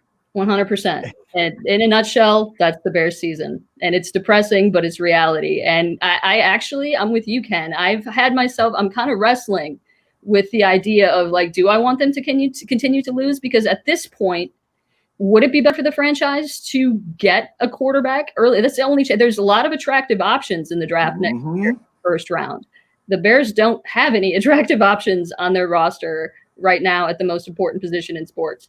So they've got a lot of stuff, that they're going to have to take care of. They're probably going to have to sacrifice Allen Robinson in order to pay one of the top offensive linemen or somebody, a quarterback, because they're not going to be able to pay A-Rob what he richly deserves if the salary cap is going to be lower next year due to the coronavirus effect on the league. So they're in one of the worst positions in the league right now. And if they win out, their draft choices, like if they do well the rest of the year, they could stay in purgatory a little bit longer, because they're not going to get one of the top quarterbacks unless they wait until a couple years, and then they're going to waste that good defense. So it's now or never, and they seem to be riddled with inaction, and it's kind of scary to watch. Guys, we're joined by Beth Mr. Elmore. She covers the Bears for Heavy.com, talking Bears football right here on Shawn and Maya on SportsZone Chicago. Does Allen Robinson even want to stay here for a long-term deal with this type of nonsense that's going on? I wouldn't, and I wouldn't blame him. I mean, Twitter has made it known how many poor quarterbacks that poor man has had to play with in his career, and every week he shows up, plays out. Like he's just incredible to watch, and we're lucky he's been a Bear for as long as he has. And yet they don't. There's obviously a reason they don't want to extend him, and I have to think it's because they have plans for the money next year. But then I also think, well, you just went and paid Robert Quinn $70 million for 5 years, and the season's over half done. And I'm not, things could change, but so far he hasn't done or played near as much as we thought he would. He just got done finished yesterday playing the most snaps he's played all year, and his stat line was pretty much bare. And so I wonder about the decision-making paces, like how he's put this team together, defense first. Well, we've got a good defense, but we just, it's like back to Trestman era bad, back to John Fox era bad, like the worst of those times we just saw yesterday. It was awful. I want to jump an administration prior to what you just mentioned of those two coaching staffs, and I want to get back to Lovey. And I'm not one of those people like when you see the Lovey signs. I was 10-6 and they fired me. It's like it was time for Lovey to go. I still love Lovey to this day. It had reached a point that you needed to change. But one of the things that stood out to me yesterday, and it harkened to Lovey. And it went to what, and I always start looking at the fact that the Bears always bring in rookies. But Lovey was a rookie; he was just a defensive coordinator. But still, when you saw his dedication to the fundamentals and the little things, those fumbles yesterday come from you guys don't practice ball security worth a yin-yang. And then the fact that the special teams hasn't been special, and it was better. I'll tell you this much: the special teams is better than what it has been under Nagy, because coverage-wise, there's been some issues when it comes to the special teams here. But one, when you saw, I believe, Williams, because Dangerous Williams, he likes to play games back there, the punt return they brought back. But it just makes me think that Nagy is in over his head because he's trying to sit there and show us that he's good at something that he's not good at and prove a point. And instead of being a CEO, he can't sit there and factor on all the little things and getting them buttoned down to help rising tides rise all ships, I guess is what I want to say. Yeah, absolutely. And I remember when Lovey was fired, I remember thinking too, yeah, maybe it's time for a change, even though I loved Lovey. I mean, he did a lot for this organization. He turned it around. But he stopped doing the things that he said he was going to do, right? When he arrived in Chicago, he said, we're going to beat the Packers, we're going to win the division, and we're going to go. And that stuff stopped happening. Well, guess what? Matt Nagy came here to revamp this offense. He came here to help Mitch Trubisky take that next step, become a good player. He came here to make the Bears an offensively capable team. And none of those things have happened. And people keep talking about that 25-14 record, that record of his that's so stellar. And we all know why he's got that record. Because if he didn't have Khalil Mack or Eddie Jackson or Kyle Fuller, Akeem Hicks leading that defense, anchoring that defense, leading this team, I can't imagine what his record would be. And like you said, just the 7-9 season last year would have kind of taken him down a peg, because that ego, I think, sometimes fills the room up where nobody else can fit in. He likes to talk about himself in the third person, or he likes to talk, it's like, yeah, they just got to get, we got to get him going, and as if he's not the person making these calls. And it's bothersome to the point, because to me, it seems like he's not taking accountability. Okay. And that's the issue that I have. No one in Hallis Hall is being held accountable. No one's held Ryan Pace accountable, and Ted Phillips, I believe that's his job, to hold Ryan Pace accountable. When you draft bust in projects, your first three God blessed first round picks in Kevin White, Leonard Floyd, and Mitch Trubisky, and then you have to go spend money to cover each of those, that's accountability. Okay, and then you draft you go and you take Adam Shaheen in the second round pick, a kid from the online college. I don't even know if they're an actual brick and mortar. It's an online at Ashland. Okay. So you have these things here, and so he's not being held accountable. And then you have Matt Nagy yesterday. Talk to me about how inept that looked on a fourth down where Markevius Mingo, who's the leading rusher for most of the game for the Bears, gets the first down. And then he has to call timeout because he wanted to make sure that the communication and everybody was on the same page. Oh, yeah, that seems to be a theme, right? Nick Foles having to call a timeout right after a timeout, right after something. I mean, that exchange was one of the worst I'd seen in a while, because it was indicative of the penalties that followed, the two false starts. You forgive the 7th round rookie for having a false start in his first NFL game. You forgive that. And then Jimmy Graham follows it up with a false start, and you can't really forgive that. But I'm getting off topic here, but it's just kind of like in terms of accountability with Matt Nagy, I wonder what he's seeing and what he got when he went and got John DeFilippo and Bill Lazor and all these guys. Did he just really want to go get a bunch of yes men, or did he really want to make legitimate changes after that milquetoast offense we saw last year? And guess what? It's the same offense that we saw last year, and he's got completely different personnel. So it's all on him now. And he's been asked about this repeatedly for weeks about whether or not he might give up play calling. And you know what his answer is? That's a negative question. Cam Ellis a couple weeks ago, it might even been last week, was like, when would the point be where you would give up play calling. And Nagy was just like, well, I don't think of those scenarios because that's a negative scenario and I don't allow those. And well, guess what? There's not a lot of positives in your offense. You're one of the worst offenses in the league. That's not negativity, that's reality. And he's going to have to face that pretty soon. And I keep hearing that his job is probably secure anyway, as his Paces, just because of their record since 20. And I've also heard a couple people say that perhaps they deserve the chance, or by they, I mean Nagy deserves a chance at getting his quarterback of the future since he kind of inherited Mitch and was over in Kansas City with Mahomes. I don't feel good about that. I don't think they've done anything to instill confidence in their team, in the city. And like you said, Shawn, I don't know what Ted Phillips or the McCaskey family is seeing that's been encouraging about this, but it just feels like a different version of the same thing. And I don't know. I feel like the inaction, especially by Ryan Pace. There was rumors that Joe Tunney from the Patriots, he's a good player. He's 27 years old. The Patriots are willing to trade anybody. And I know the Bears don't want to trade their future, but did they try? There was no trade talk. There's no rumors, anything surrounding them ever. It's like they don't want to get better. Packers, you hear, oh, maybe they'll go get Will Fuller. They didn't, but at least you're hearing that they're trying about making a push or doing something. With the Bears, it's always crickets. That's what you hear. And it's just, I don't know who I blame more, Ryan Pace or Matt Nagy, because I think the blame is just so equally distributed amongst the both of them, because I blame Pace for the offensive line because his drafting has been dreadful and he could have handled that in free agency, but chose to give thousands and millions of ducats to other people. And then Nagy is just a stick in the mud who can't seem to see that he needs another perspective to help propel this team forward. And that if he keeps doing this, he's going to lose the team because this defense can't keep doing it. They can't keep playing like that. They can't. They can't. And Beth, the crazy part about it, because it's both of them. That's why, to me, the answer isn't just getting rid of Nagy. It's get rid of Pace. And it's twofold. One, let's revisit the Trestman-Emery era where those losses were so bad, those 40-point blowouts, that was like, you know what, it's time. I understand that they haven't been that bad, but they didn't have this type of talent and weren't spending this type of money.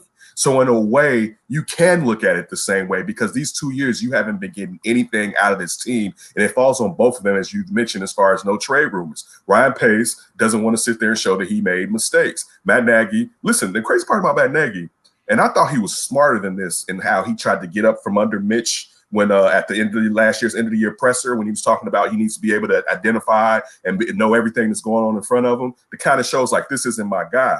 But Nagy, if you don't relinquish play calling and hope, this is the crazy part. We all say relinquish play calling and is thinking that there's someone on this staff that can actually play call well enough. We know there's been guys on here that have been in this system, but still we don't know how they would do with this team. But he'll never get another chance at head coaching. Maybe as an interim coach after being someone's offensive coordinator and they fire someone, but he's not going to get a direct line, and you still have a chance to save yourself. And it seems like neither one of them wants to save themselves. And that's what's even more confounding. I'm with you, and I know I'm going off on a rant. I thought they had next year. I thought, you know what, with the record, and that's why I keep harping on the record. But this record this record in a way is worse than last year's record, because you had the foundational pieces of a team that was better than last year's team. Last year, you basically had Allen Robinson, and you had a rookie running back. All right, like that's what you did. And you got rid of Howard, as Shawn mentioned. You have better offensive weaponry, and you haven't taken advantage of it. And on top of that, your general manager didn't bring any offensive linemen. My last point, when you was on here the last time, I was getting on, I wonder about Roquan Smith. Roquan Smith has been balling out.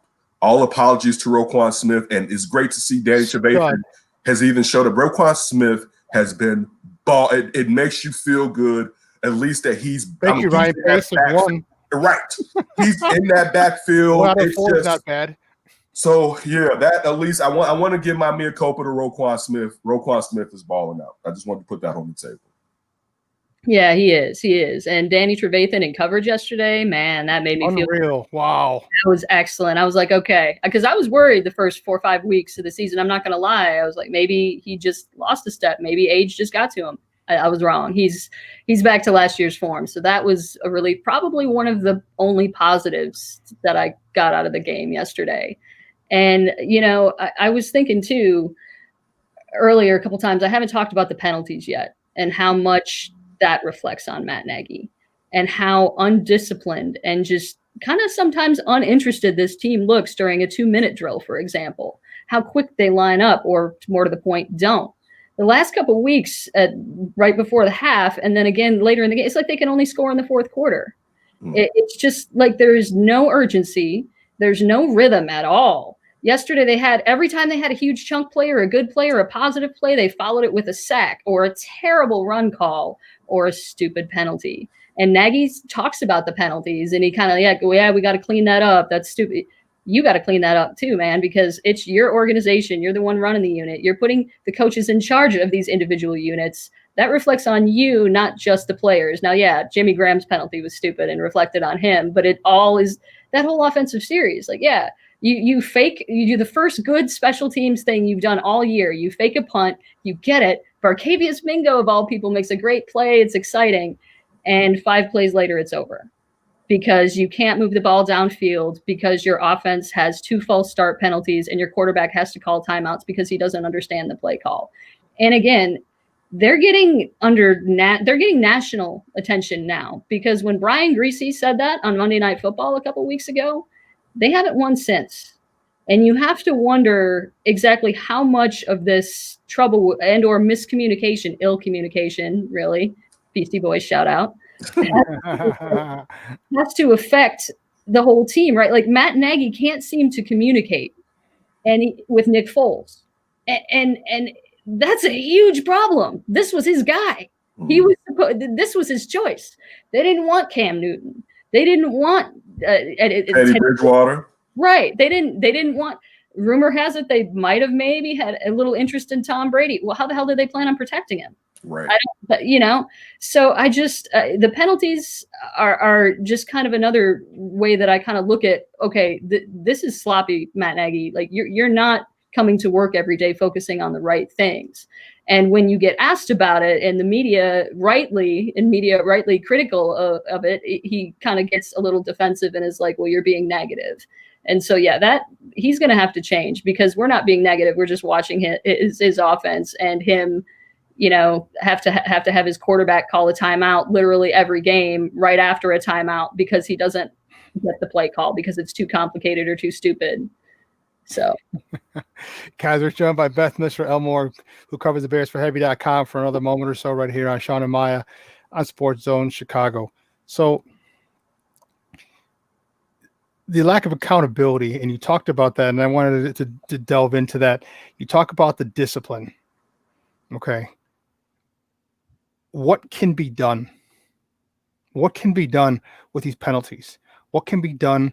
Are they going to finally come out and say that there's a rift between Foles and Nagy? Because I don't know if you see it or you realize it or if anyone else realizes it, but there's something going on there that they're mixing like oil and water.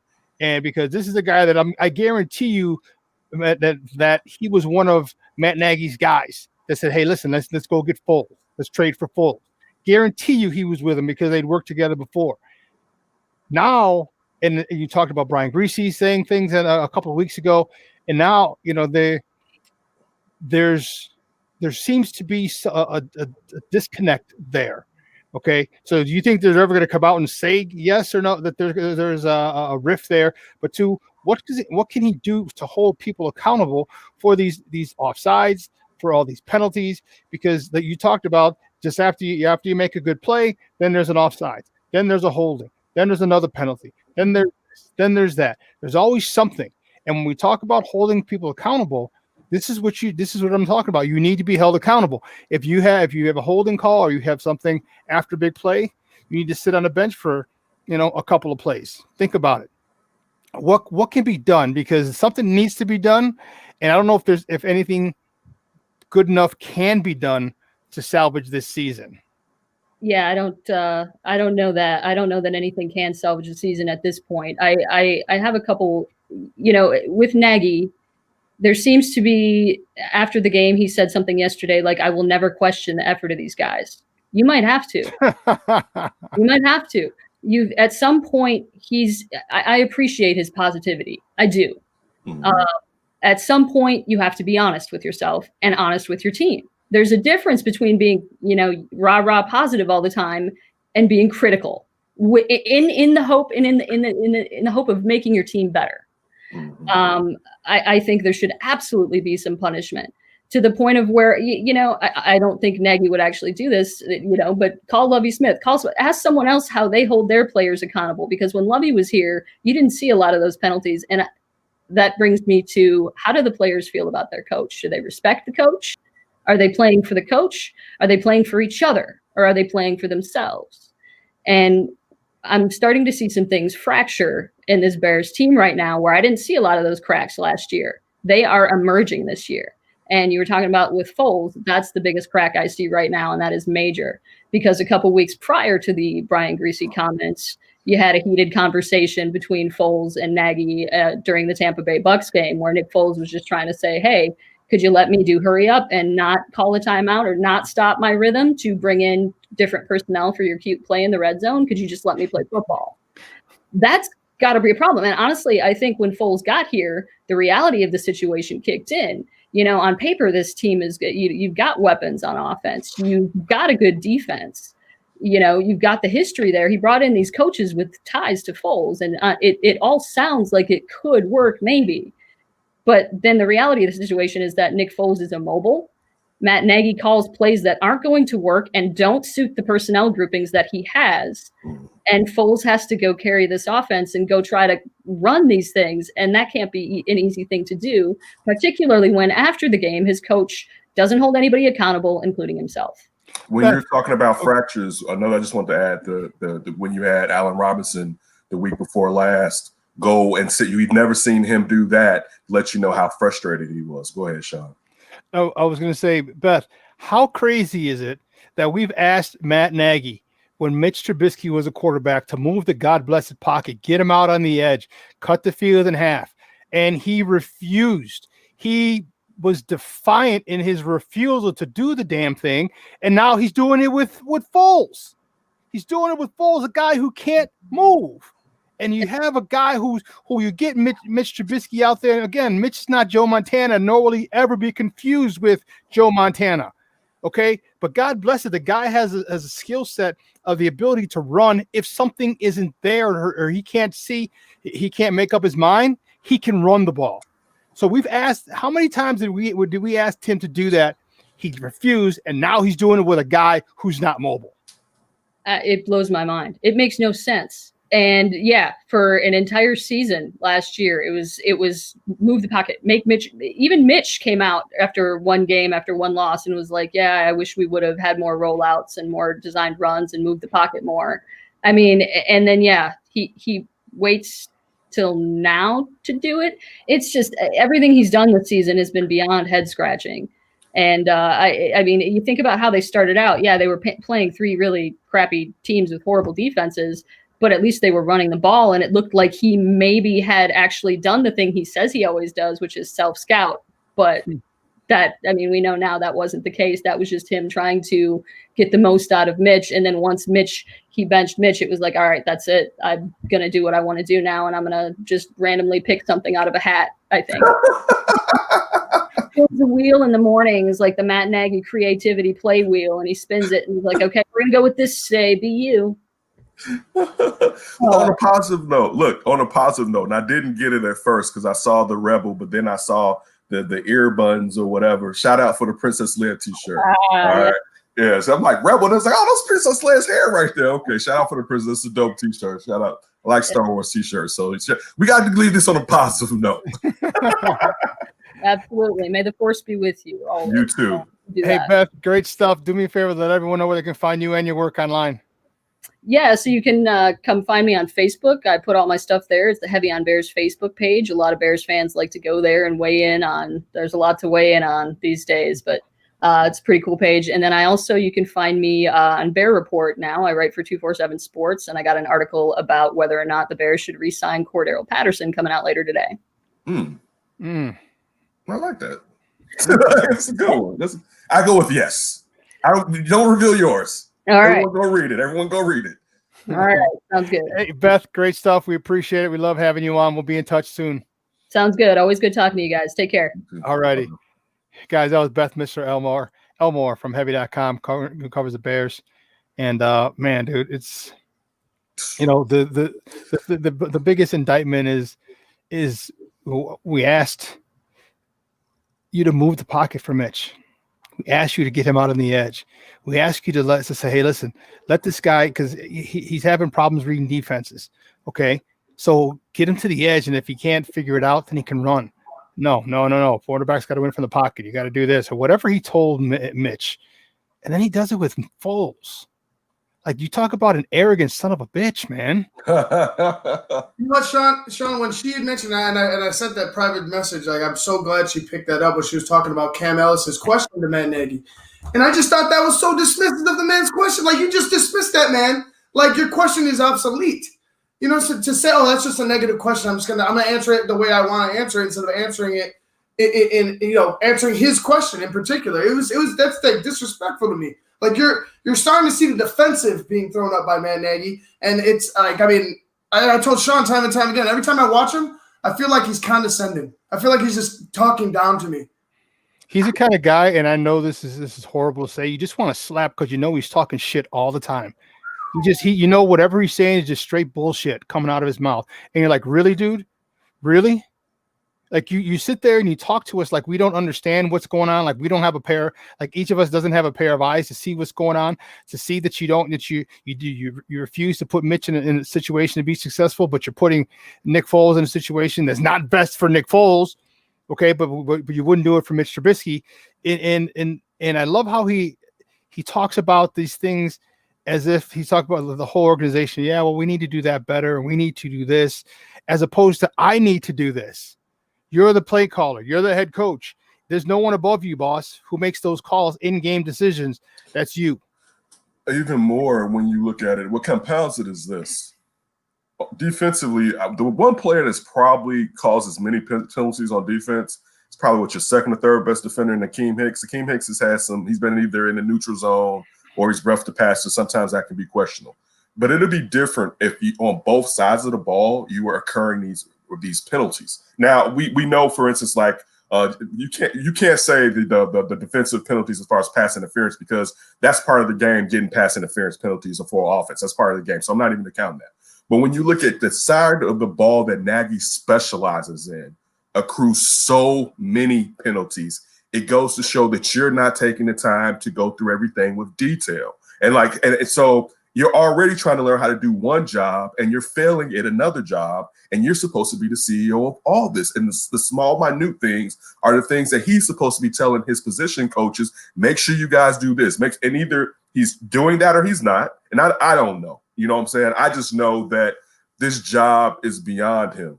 It's the truth. But the problem is, you're going to give this guy, and I mean this guy, Ryan Pace, another chance to pick another coach. All right. And that, like, it doesn't make sense. It's time, while you still have proven that you have this bastion of talent, to give them a chance. Give them a football man, all right, for today's NFL that can sit there and set this structure up properly. Because you have a situation where Aaron Rodgers is aging out and his team wants to get rid of him. Think about that. And his team wants to get the kiddies are done. They let Matt Patricia and Quinn run them to the ground. All right. They let themselves get blown up, basically, thinking that they were going to be Midwest New England. You know what I'm saying? He's a rocket scientist. And listen, the window, and let you know about windows, Minnesota's window, and the only thing that's keeping it open is Dalvin Cook's legs. All right. If listen, and Dalvin Cook gets hurt, you're one Dalvin Cook injury away from exposing Cousins' ass again. All right. You saw what happened. When Dalvin Cook got hurt last week or last year. Right. This division has never been open. This division is on the fringe of opening up, and you have a defense that can be good for 5 years. All right. It may not be great, but it can be situational good, because you never know what happens when you lose Akeem Hicks. Akeem Hicks is aging out and being the guy that's the initial push. You don't know, but your back end is sweet. All right, that's one thing. You know you got Roquan. Sooner or later, you're going to have to, even though he has a 3-year contract, you're going to have to get the guys like you had last year to back up Danny Trevathan and be those guys that are those depths and interior and linebacker. But you got enough, as Beth just said. And I hate to say it, you damn near need to let Allen Robinson go because, dog, listen, this is real football, man. If you really a real franchise with me, unless you have a great quarterback, you always need a nice left tackle. Now, yeah, I've seen Aaron Rodgers do it. I've seen Russell Wilson do it. People with wheels who have flouted what makes common sense is get you a good left tackle. But usually guys don't last that do that. Those guys are outliers. You have to build this line. It doesn't make any sense whatsoever. All right, you have James McDaniels. Hopefully this doesn't become a reoccurring issue. You have Cody Whitehair. Now what you got? You know what I'm saying? Because the initially beginning of the year, the Fetty thing looked like it at right guard. It was going to be straight. That's not. He's just a big dude.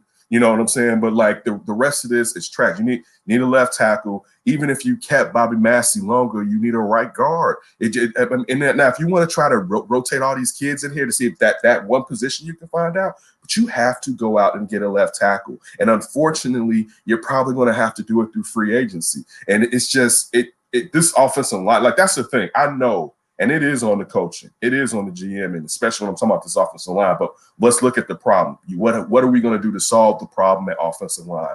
Because there's only – dude, and she mentioned that you were going to bring Tom Brady in here, right? Dude, there are what?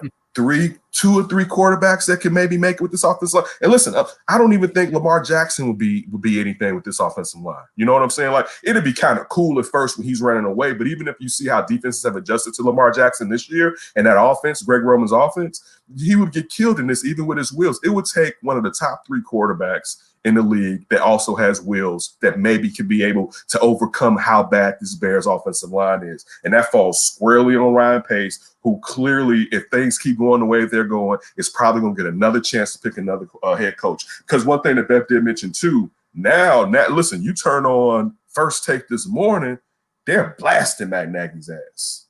All right? No, get up. I'm wrong. Get up. I didn't see it on Get Up. They listen. They went to commercial saying we're gonna come back and blast Matt Nagy's ass. He wasn't in the. We ain't done. We got more. Right. He wasn't in the middle. It wasn't a donut hole. They was like, we're gonna come back and we got to get all up on the Bears' ass. All right, go to break. Right. Like, and I'm like, well, damn. Right. Go to break so we can get back. Right. And sit there. Right. And to sit there and point out, and you know what I'm saying, what are they doing? Look, hark on some of the things you're saying about Mitch. Shawn, to sit there and just I hope this record does not continue to give them allowances that they don't deserve. And actually, Ryan Pace has been here long enough. All right. It's just the truth of the matter. And if his hand-picked coach, that's another thing too. This was his hand-picked guy. You know what I'm saying? It tells you something about him. You could have went out. He didn't want to go out and get anybody that had a resume because he wanted to be able to control them more because he couldn't control Fox like that. Right. So it's like, now I want somebody that we're going to work together. But when I mean work together, you go kind of do what I'm telling your ass to do. You know what I'm saying? And instead of getting a partner who could help you and help you navigate, because you had a retired John Fox out there helping you. John Fox was out on the 9-hole half the time. He wasn't focusing on what was going on. So, man, it's just I would say it hurts, but I have to care more to say it hurts. It's just frustrating because I have to invest my time in it. And I would love, that's the thing too, I would love for this team to suck to the point where I could just tell my family, let's go do something on Sunday instead of watching this mess. You know what I'm saying? Like that's what the Bears really is taking away from me, free time. You know what I'm saying? Like free time and I hope it gets there. I hope we get, and I don't think the Bears are gonna I don't think they're gonna sit here and like lose 2 out of the next 3 games. I think they're gonna start leveling up with the inside of the division, as I just mentioned, how this division is crumbling around them, and how it would be pertinent if you were good enough to take advantage of the fact that a division that has hampered you, because usually Detroit would catch the Bears slipping, and we know Green Bay would have them, and on top of that, Minnesota. And now all those teams are somewhat at a transition point, even though Green Bay is playing a little bit better. But this would be your time to take this division, and you've basically squandered it. But I do think they're going to start leveling up since we're facing division games now and get victories that's going to make it seem like this season is better than what it truly is. Interesting. Hey, let's bring out a guy who's going to take over the baton from me from the 11 to 12 o'clock hour. He is back from the Isle of Oahu, or maybe it's the Isle of Hawaii, the big island of Hawaii. He's decked out in all white and stuff. Look at him, like he's punk ass. Look at us, like he's all relaxed from vacay and everything. Bring his ass on. Jason Palmer, what's up, you crazy son of a gun? You want to bring him on, Ivan, or? Man, Ivan, kept me in Hawaii. What's up, man? And Happy anniversary. JJ, when you came in, you slipped in the other day and slipped the pick, and I was like, where the hell this come from? Everybody was thrown off by it. Yeah. Back from Hawaii, 8 days down there. Wanted to actually it planned it as two things. One, wanted to get out with the anniversary with the wife, celebrating 4 years, and second thing, I didn't want to be here during the election. And I said, okay, by the time I get back, they'll have a selection, and damn near y'all still didn't have a selection. I was like, stop the voting, stop the counting, stop the counting. Hey, you're behind, Mr. President. Keep counting. I was like, man, do I need to stop off in Nevada and help them count? I don't know what's going on here. So really great time out there in Hawaii, man. Got to visit Pearl Harbor. I'm sure Ivan appreciates that. Went out there to see the USS Arizona, pay my respects out there. Just a lot of good stuff, man. Hawaii is I've been a lot of places around the world. I can say right now Hawaii is number one in terms of just sheer natural beauty. So man, yeah. you got to go to Singapore, Jay. Yeah. You got to go to Singapore. Yeah, I got a couple more on my list. Singapore, Vietnam, I've told is really nice, and Tahiti. So my wife and I, we get it in, Vietnam, man. The Viet Cong, the Wang Bang, you know how that is. Yeah, so I was suffering from jet lag. Got in yesterday morning about 10 o'clock here in Wisconsin. So I said, okay, I'll just stay up and watch the Bears game because I'm suffering from jet lag. The damn offense put me to sleep. I missed the whole second half. And Ivan's like, oh, you didn't miss nothing. Trust me. No, you didn't. It was an aberration. I went back and watched the game, Ken. And, I just heard what you just said of wishing that you couldn't care. Unfortunately, we got to watch this game for the type of work that we do. We got to watch this team for the remainder of the season. But I'm at this point, I had said at the beginning of the season that I didn't think they were going to make the playoffs. I didn't think they were a good team. They started off hot. These last 3 games, which I predicted they were going to lose all of them, we're seeing them. And I don't think it's going to get any better for this team. I don't think they have any confidence. I think the injuries on the offensive line is killing them. I don't think Matt Nagy has a clue what he's doing. I don't think Ryan Pace has a clue what he's doing. When you're building a football team, you build it from inside out. You build it from offensive and defensive line, and then you build out. I think we've got a hell of a running back. I think we've got a good enough wide receiver core. I think we've got a good enough tight end core or offense. This offense should be doing way more than what it's doing. And we had a lucky enough to have a Riley Ridley sighting this past game. Right. I couldn't believe it. Who's 88? Listen, I felt, and it's funny when he caught that pass. I felt like a kid. I said, I bet he felt like a kid that first got on the team and got his first catch, and he's hyped because it's like, I got me one. Son, give me the ball. It's only 12 yards. No, it's mine. Congratulations on the anniversary, man. Happy you had a safe travels. My thing is this, and we're going along with what you're saying. This is my fear, Jason. Mm-hmm. Matt Patricia don't know what the hell he's doing, right? Zimmerman, I guess. I hope Minnesota, and now I'm rooting against the Bears. But I feel like now that they're getting to the division that they're going to pick up a couple wins, and it's going to somewhat, to some people in the power structure, validate continuing to go on with something that we know they shouldn't continue to go on with any longer. Here's my thing. I don't think they're going to beat Detroit. Let's remember now. Mm-hmm. We barely beat Detroit the first time. Dude that caught the ball, we'd have lost. Mm-hmm. Minnesota is getting better, and we're playing them all next Monday night against the Vikings. We still got to pay the Packers twice. I don't know where the Bears are going to get these wins from to qualify for the playoffs. I really don't. I don't think they're going to get there. I think they'll get 7 wins. If they're lucky, they're going to get 8. I don't see them doing it. No, that's what I'm saying. I'm not saying playoffs. I'm saying Okay. picking up about 8 victories. I'm not, by no means am I saying playoffs. But the problem with getting 8 victories and being 500, when at the end of the year, when they start talking about we had never had a losing season, they try to use that to validate this chicanery that's going on.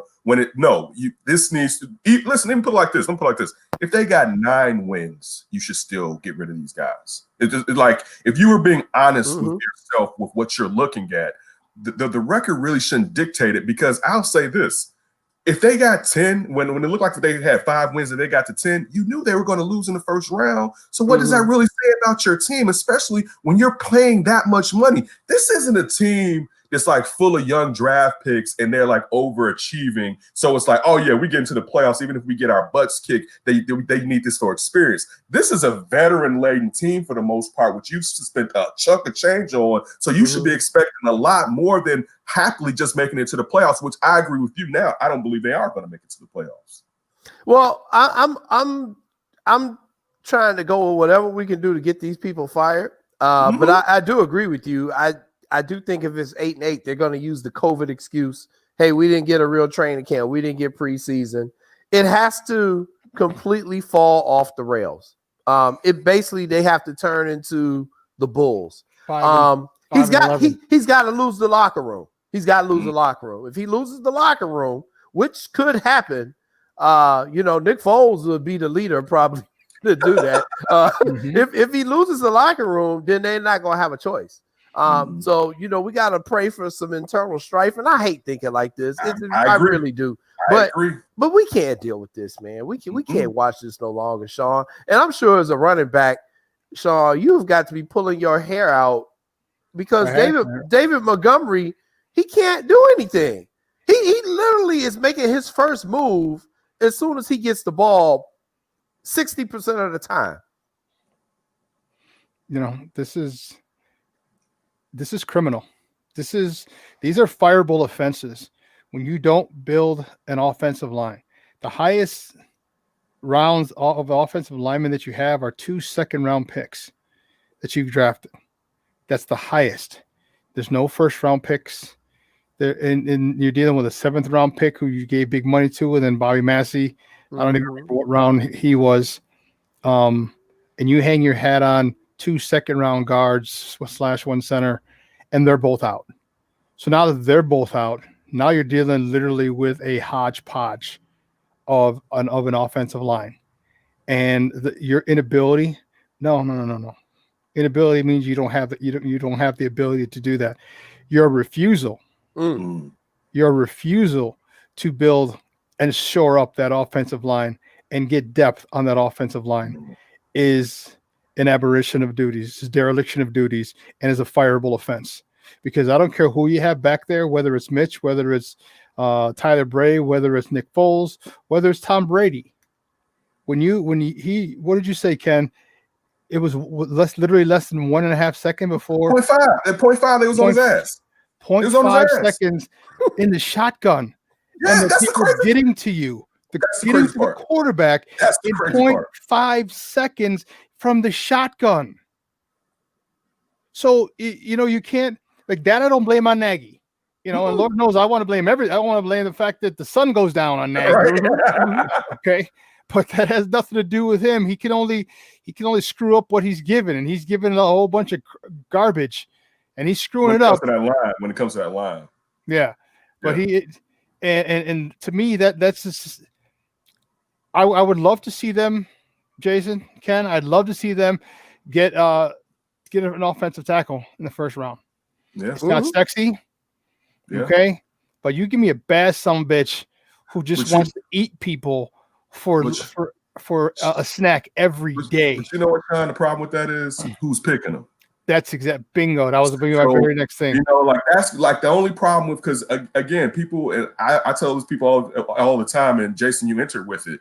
when it's time to draft for the trenches, it may not be sexy, but you have to know how for the long road how that's going to help you, benefit you. Most people want skill positions, but that's not going to matter. And also, how often do you win with the skill position player? And I'm talking about winning the big thing. How often does the leading rusher, as far as running back, his teams win the Super Bowl? How often do the greatest receivers win the Super Bowl? That's not often. It's the teams that have the trenches built in. But Shawn, to your point, and it's right, and it's one thing Beth just said, dude, they need to get a tackle, but I don't trust Ryan Pace picking them. Listen, they will have 3 good tackles in this draft, right? Ryan Pace can have the highest draft, the highest capital to pick them, and he's gonna pick the one that's a bust. And that's not even me sounding like a hater. I'm just going off the evidence that I've been given. I'm not even saying it's a meatball, but I can't trust them. So Nagy has to go. But if the Bears are the Bears, which they probably won't get rid of either one, they would end up keeping Ryan Pace, and Ryan Pace is part of the problem also. Big time. Listen, we got to take a break. Hey, Ken, thanks, Papa. We appreciate it. Great stuff, man. We'll holler at you on Friday. Hey, man, I hope y'all have better weeks, man. Enjoy your life. Hey, it's no stuff out there. I'm trying, baby. I'm trying. Hey, on the other side of the break, we got more sports conversation. Jason and I are going to talk a little Notre Dame football. Ooh, Charlie. Coming up. So don't go anywhere, folks. Keep it locked right here. Shawn and Maya on SportsZone Chicago.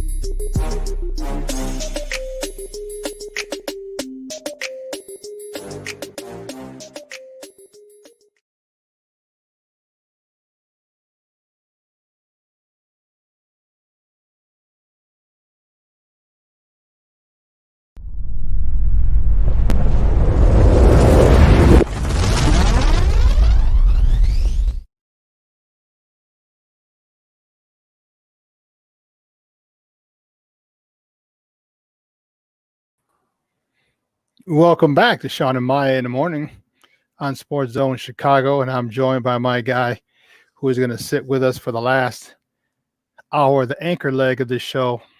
I am Jason Palmer. Jason, so are you guys on? You guys got your show tonight? Yeah, supposedly it's a work in progress. I actually suffered a loss while I was in Hawaii. My computer got smashed, so I'm operating. I'm operating much like the Chicago Bears on today.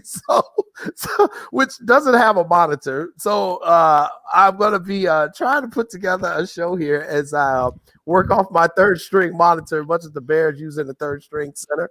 But I think I'm going to be able to pull it off. But if I'm screwing up after 0.5 seconds, blame it on the offensive line in my computer. Okay. Damn offensive line. Dude, this weekend was a big weekend for all Notre Dame fans. Notre Dame held they hosted the number one team in the country, the Clemson Tigers. And Trevor Lawrence was there.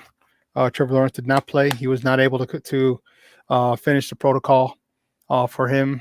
There was a respiratory part of the protocol that he had to finish that he wasn't able to just due to time constraints. Sure. So there was, it was.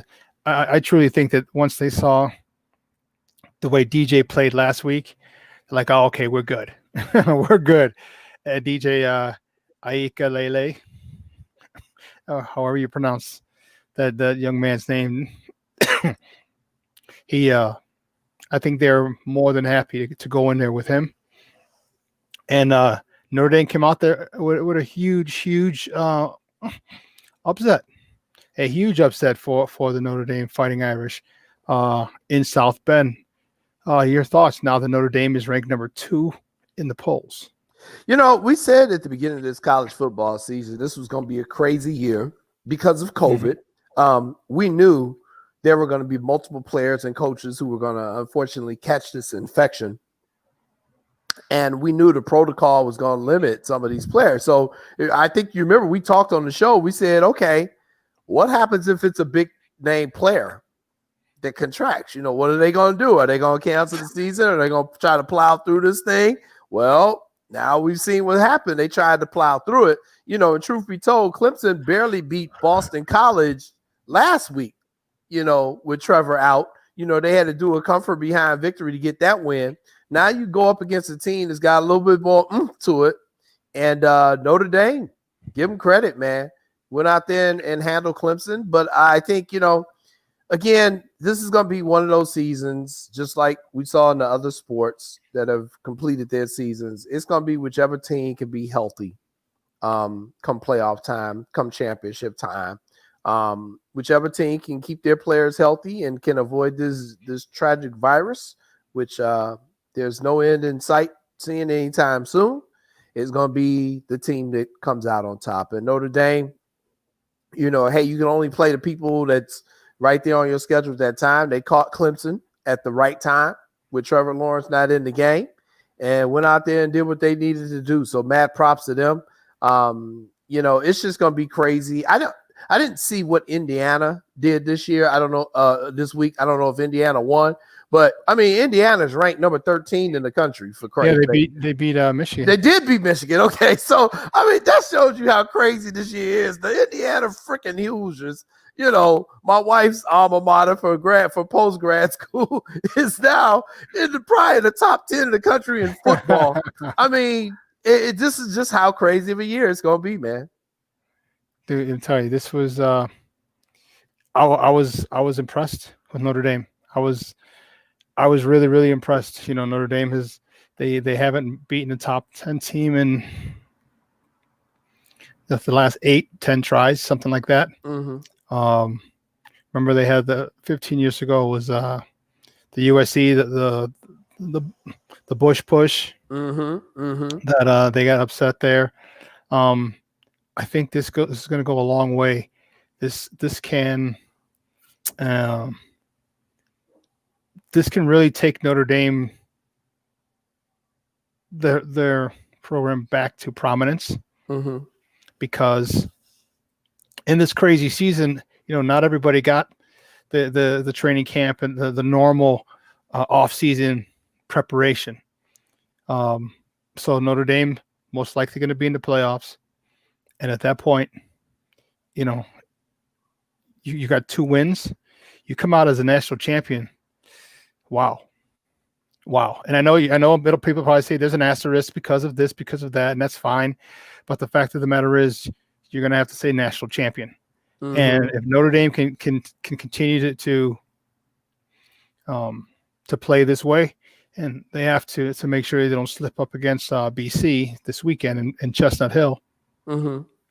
They have a good run to get into the playoffs, and once you get in, it's all that matters. Once you get in, yeah, they do. And my thing, Shawn, too.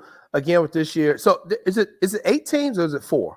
Is it 4? It is 4. Okay, I thought it was 4. I know they were talking about extending it to 8, but they hadn't gotten to that point yet. This is going to be interesting for college football, not just this year, but as it goes down the line. When it comes to recruiting, these kids want to see, what have you done for me lately? Mm-hmm. Notre Dame has suffered in recent years because, they've got the tradition, but when was the last time they won an actual national championship? 1988. 88. There you go. So we're talking 30 plus years, man.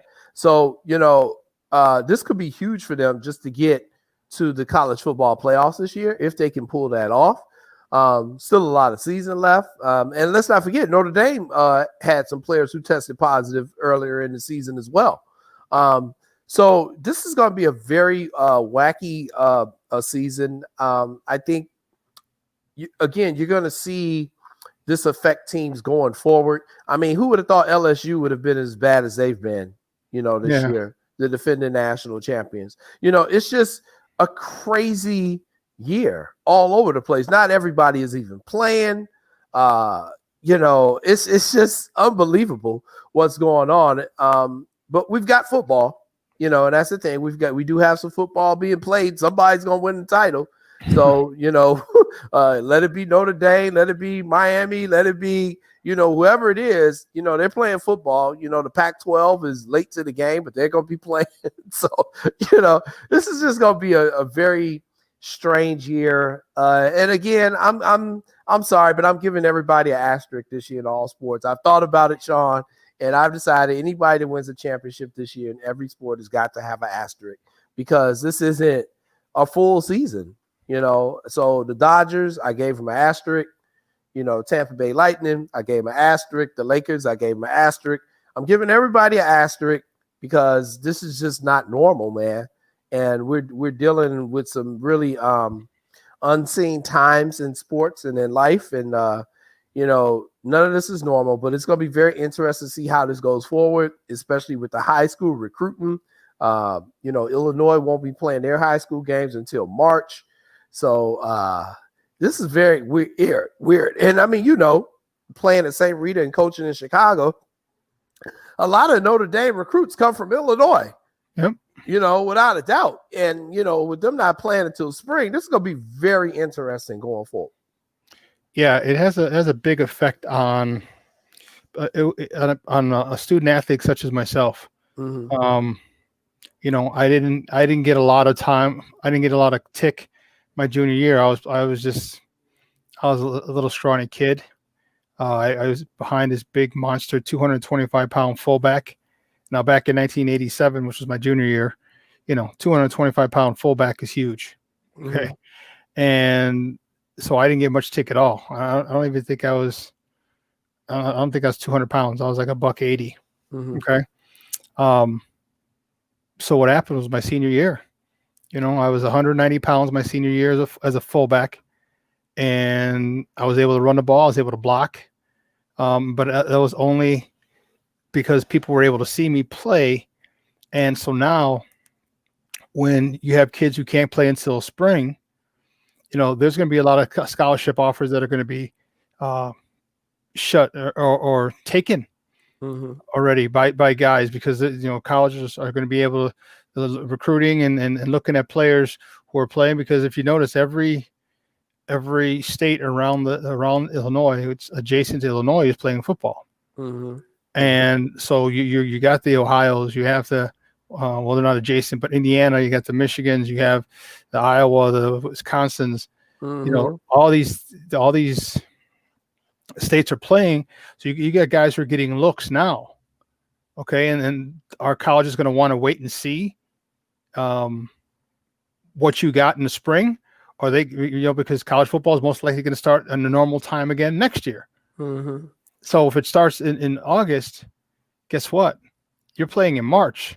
March, April, May, maybe June if you get to the state championship, and then you got to go. Then you got to go off to college, Right. and then you expect to play. You know what I mean. You expect to play and be a contributor without a full off season of lifting and preparing, because the college game is a lot faster than the high school game and recovery. Mm-hmm. So, you're not going to have that time to rebuild, to recover and build yourself up, get a good off season in. So it hurts a lot of people, and I get it. Don't get me wrong. It's, if you're good enough, you're good enough, but it would affect certain players. And here's where I tell players and parents, here's where I tell you to make sure that you apply for scholarships and grants now. Mm-hmm. Okay. Because if for whatever reason you're not offered a scholarship, but you're good enough to, you believe you are. Mm-hmm. Okay. Well, then you know what? You get enough scholarship money. Mm-hmm. You pay your first year tuition. Okay. Get out there, you ball, and try and earn a scholarship at that particular point. Mm-hmm. See, the problem with this is that I had a buddy of mine who wants me to help him with his son, and I'm like, look, dude, I'm like, there's nothing I can do. They just because I do this that I have say so, and I'm like, look, bro, I'm like, have your son start looking at scholarships and grants. I said, in worst case scenario, I said he has to pay his first year. I said, but it'll be a lot. It'll be free depending on how much he gets, or two, it'll be pretty small because of the scholarships and grants. But people don't want to do that. Kids don't want to do that. They want the allure of saying, I got a scholarship. Mm-hmm. I got a full ride. Mm-hmm. But you know what? That falls, pardon me. That falls on the parents. Mm-hmm. That falls on the parents, because what the parents does is say, hey, listen, you got to have all your bases covered. You got to have all your bases covered, especially in a time like in this pandemic. Yeah. So if, for example, you're fortunate enough to get a scholarship, you still would have gotten a whole slew of scholarship opportunities, scholarship and grant opportunities. Guess what? They give you the cash. They don't send the cash to the school. Mm-hmm. They give them to you. For at Holy Cross, before I got accepted to Holy Cross, I had like $3,000 in scholarships, and this was way before the internet. Mm-hmm. Mm-hmm. I had to go to the student counselor's office and look up scholarships and what could I apply for. Yep. Okay, and in these scholarships, they just gave me checks. I had like 3 or 4 different checks, $3,000 that went right into my bank account at school when I got there. Right. Because they gave it to me. So this is the thing that it really is going to affect kids, but it doesn't have to affect you in a negative way, because you, depending on how much, look, if Quita from the West Side could get $3 million, why the hell can't anyone else? Mm-hmm. Mm-hmm. Why? Mm-hmm. It's because they're lazy. Right. They're lazy and they don't want to do this. If you can literally have your college tuition paid for free if you put in the work. And Shawn, you bring up a good point. I think a lot of this is just a lack of education on how the scholarship process works, on how the grants work. There's so much unclaimed scholarship and grant money every year that just completely goes to waste because one, nobody even applied for it. I happen to have a really good friend who does this over at one of the CPS schools on the South Side, and her job is she connects kids with the scholarship money. Parents don't know everything. They're dependent on the schools, depending on what school you go to. What does that academic advisor or financial aid counselor know? And a lot of it has to come down to the kid themselves. They have to have the gumph to kind of go look for it. But yeah, you make up a good point. And my thing too is that a lot of people got to understand this too, because of the pandemic and the economic situation we're in. Don't be surprised if a lot of these schools have to make a lot of cuts to their athletic programs, including football. So there may not be as many scholarships available as there was in years past. I mean, Governor Pritzker came out last week and already said that the state universities are going to be facing budget crunches. They're already going to be making cuts. So, the athletics, has been able to escape a lot of this stuff, but we've already seen some programs at schools being completely gutted. Wrestling programs, swimming programs, some of the non-revenue generating sports are already getting dropped at a lot of these colleges. And we have had some smaller schools that have dropped football. So, it's not going to be as many opportunities. I do think if you're a freshman in Illinois football player and you happen to get a college scholarship, and to your point, you're not going to have time to build your body or recover, the redshirt freshman is going to be a great option for a lot of Illinois players, I think. Oh, yeah. You really probably do need to sit out that first year completely and build your body up and get used to college life, So we'll kind of see how it goes here, but we're living in some unprecedented times. Everybody's just kind of going to have to feel their way through it, but it is good to see Notre Dame back on the national map, in this asterisk season. I'm expecting a very fun college football season here till the end. I am too. And I like when Notre Dame's good. I didn't like Notre Dame a lot growing up. I didn't. You know what? It's growing up where I grew up. It was Notre Dame this, Notre Dame that, Notre Dame this, Notre Dame that. I got sick of it. I was like, no, screw Notre Dame. One of my buddies, who was actually the high school, the Gatorade High School National High School Defensive Player of the Year, John Foley, went to grammar school together. Ended up going to Notre Dame. I was like, God, I can start liking him, I guess. And then I had some other guys that I played ball with who ended up going to Notre Dame, like Brian Hamilton.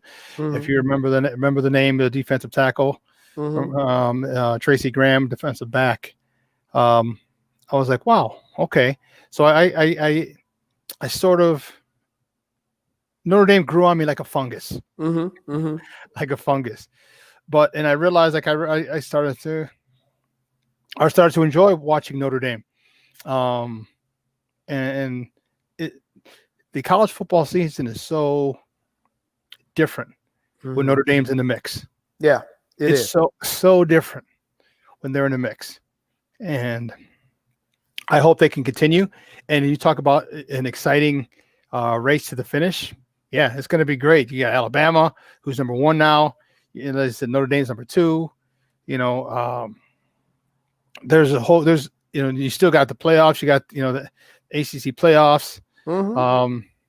Oh, that's right. One of my buddy of mine. So I had a kicker. I don't know if you remember the kicker, Nick Setta from Notre Dame. I do not. Okay. So his brother played with, I played with his brother on the Chargers. Okay.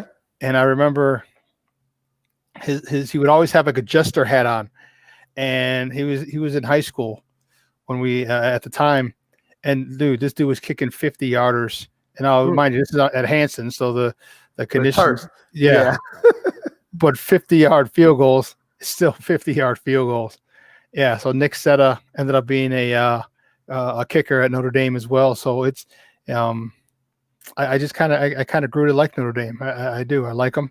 I don't know. And as I said, it's just the football season is so much more exciting when Notre Dame's involved, because there's so many people that hate Notre Dame. There's so many people that think they're overrated. Like me. Yep. You, all Maya, about you, baby. like you, like Maya. Maya can't stand Notre Dame. Yep. And that's fine. I get it. But people love Notre Dame. They love to watch them. They love to hate them, but they still watch them. And it's good for the sport. It's like the Yankees. It's like the Yankees with baseball. Yeah. Everybody wants to beat the Yankees, but you want them in the playoffs just so you can hate them. Everybody wants to see Notre Dame get there, because they either love them or they hate them. I grew up a Miami fan, and during the 80s when it was Miami and Notre Dame, them wars, and in the 90s and Catholics versus the convicts. That's right. It's all about the U, and I love it. So I'm glad to see Notre Dame win. I'm glad to see Miami is playing good this year as well. Us in the ACC, we got a chance still to probably play against Clemson in the ACC playoffs. So this is going to be a really interesting and exciting year, even with not all teams participating. I just, again, my thing is the safety of the players and those coaches. And we're going to have the same thing with basketball because the college basketball season is coming up. I know for a fact, I can't say which teams, but I know several teams have already had their basketball players test positive for COVID. And some coaches are in some protocol situations. I know that for a fact. So, Corona is something we're going to all have to live with here for the next, I hate to say how long. I'd say probably foreseeable future. Yeah, but definitely for the foreseeable future. So, we're just going to have to really see how far they're willing to take this. We have to really pray that this virus doesn't mutate again and become a more deadly strain. It seems as now it's more contagious, but the fatality rate has dropped a little bit on it. So that's a good thing. But, viruses mutate all the time. So you never can really be fully comfortable with them. So we'll just kind of see how this thing goes, but it's definitely going to affect college basketball and college football. I know on our show for What's Up Cuz next week, I think it's either next week or the week after that, we've got Chris Collins from Northwestern coming on. No way. Coach Collins is going to come on our show as we talk a lot of college basketball here in the next coming weeks. And we've also got a guy, a legendary coach who we're almost done nailing down, but I'll just go ahead and put his name out there, Tom Izzo. He's going to be coming on our show too. H to the Izzo. So, and these are the questions we're going to talk with the basketball coaches about. How are you dealing with this? We had Northern Illinois' coach on a couple of weeks ago, as he was starting practices, and, he was like, yeah, I'm terrified, right now. We had Corey Irvin on from St. Xavier University, the women's coach.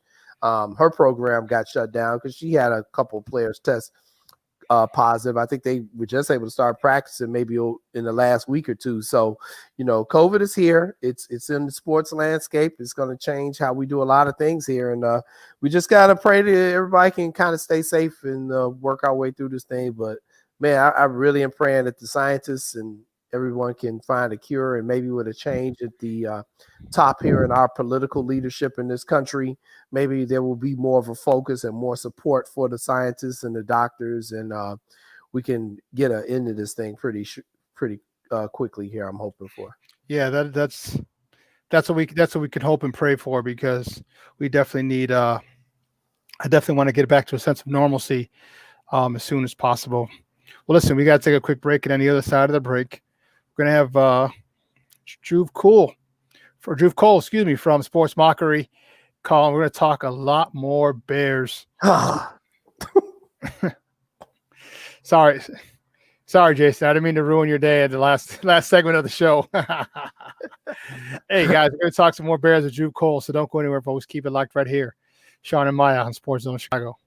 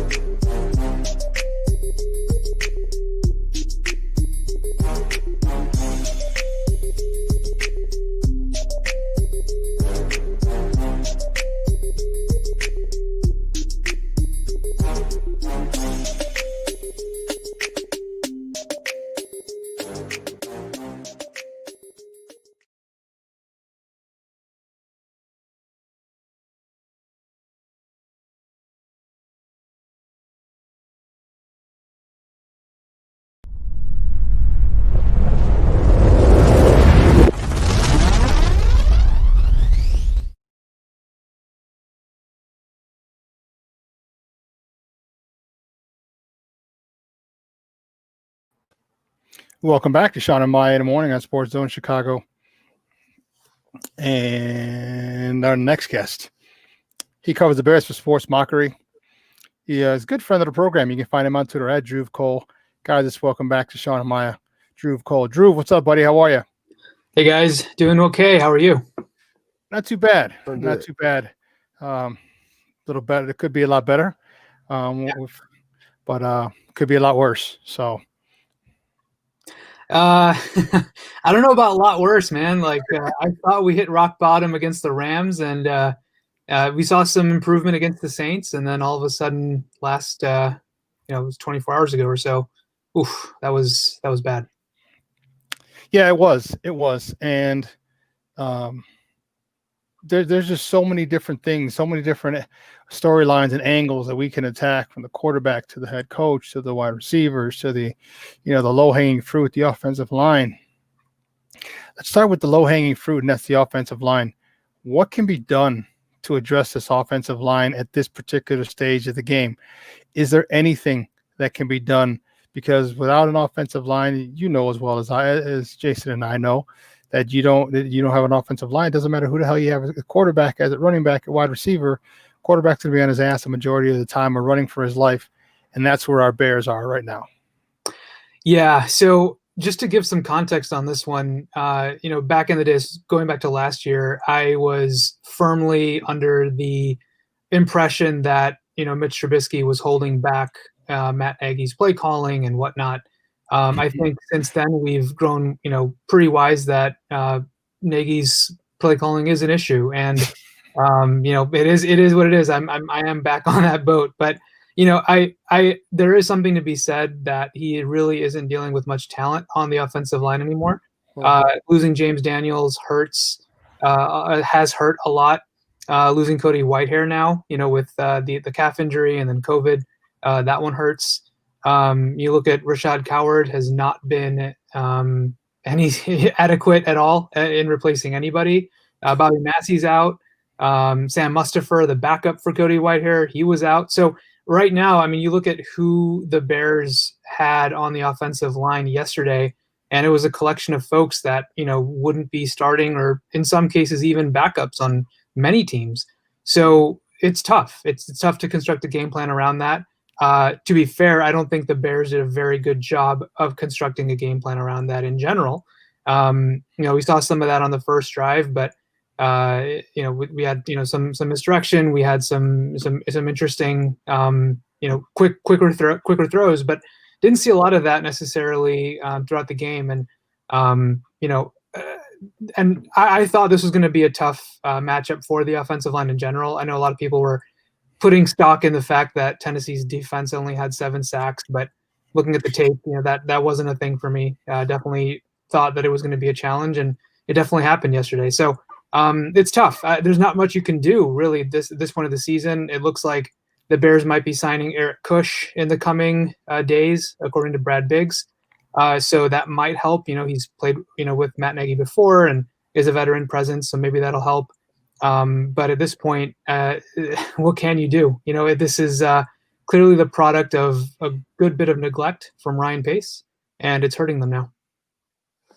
We got that good cushion alcohol.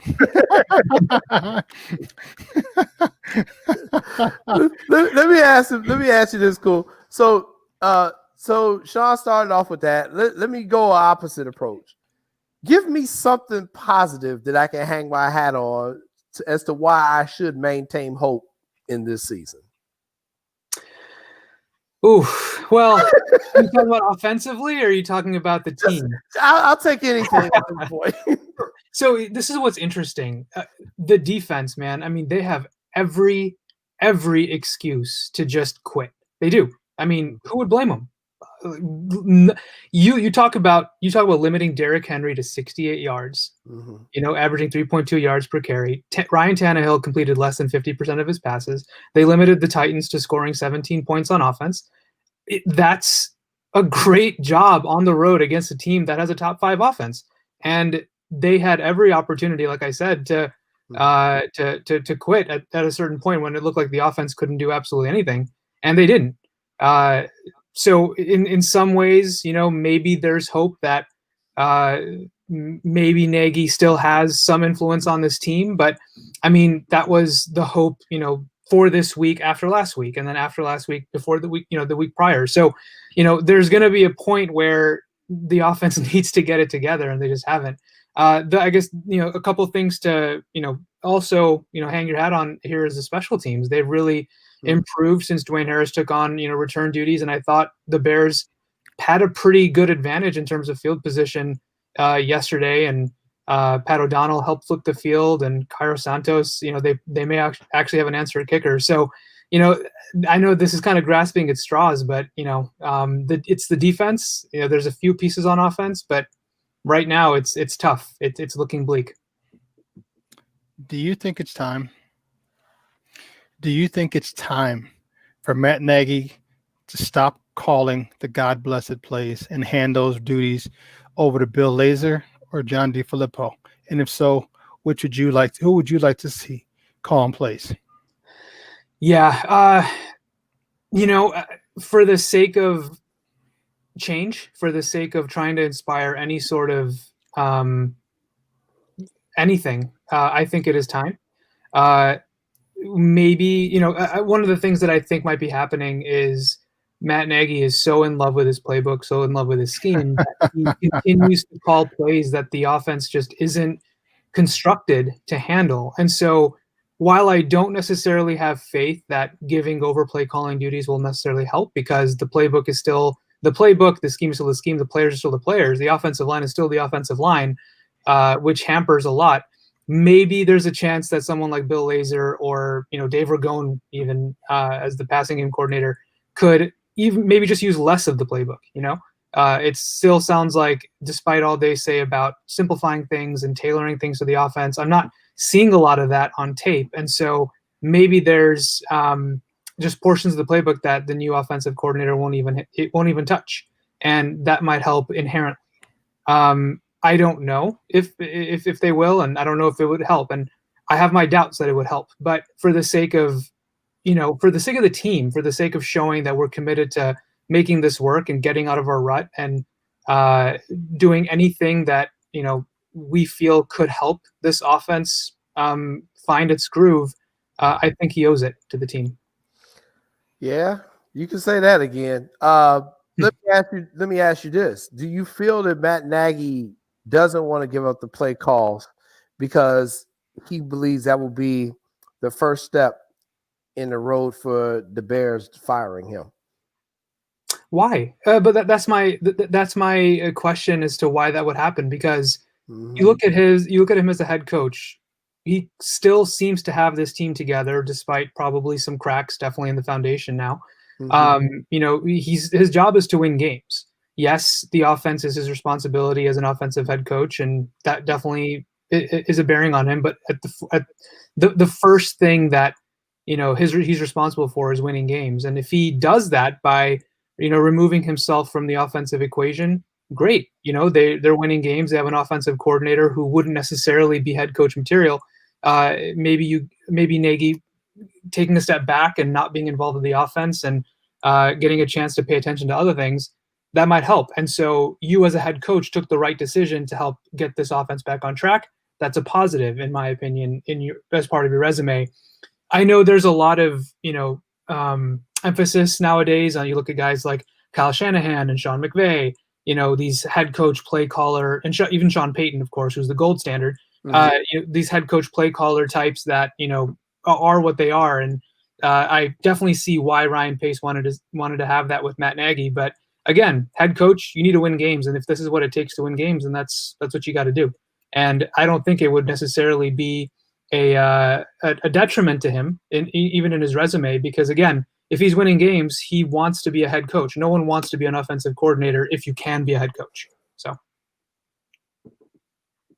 hey, Shawn, I'm having trouble hearing you. Sorry about that. We're joined by Drew Cole from Sports Mockery, who covers the Bears, talking a little Bears football right here on Shawn and Maya on SportsZone Chicago. Is there ever going to be anyone held accountable? Ryan Pace is one person who has not been held accountable. Look at his first three first round draft picks. They're all busts. and he had to go and spend free agency to get them. He reached with the Adam Shaheen pick in the second round. Then Matt Nagy. Matt Nagy he loves to sit there and talk to us as if we're stupid. I think that's the most insulting thing to Bears fans and media, is that we're stupid and we don't see what's going on. I love how he loves to pass the blame, saying, "Yeah, well, we really need to get him going, and we really need to do that." But you're the guy who's making the calls. You're the guy who's, you talked about Cole Kmet, and yeah, we need to get this kid going, but then get him going. Then put him in, call a play specifically for him. Okay, he's the first read, and that's the thing that bugs me, is that it seems like he always deflects things and allows us, or makes and thinks that we don't realize that you're the person making the calls. Is there ever going to be someone held accountable? Because he loves to say that phrase, held accountable, but there's no one being held accountable, from Ryan Pace with his terrible draft picks. Don't get me wrong. You let Pace draft from round 3 on, he's a stud. He is a freaking stud. Okay. But first and second round picks, no. He has, out of his first, 1 out of 4, Roquan Smith is the only good first round pick he got. And thank God he got that one, because Roquan is a stud.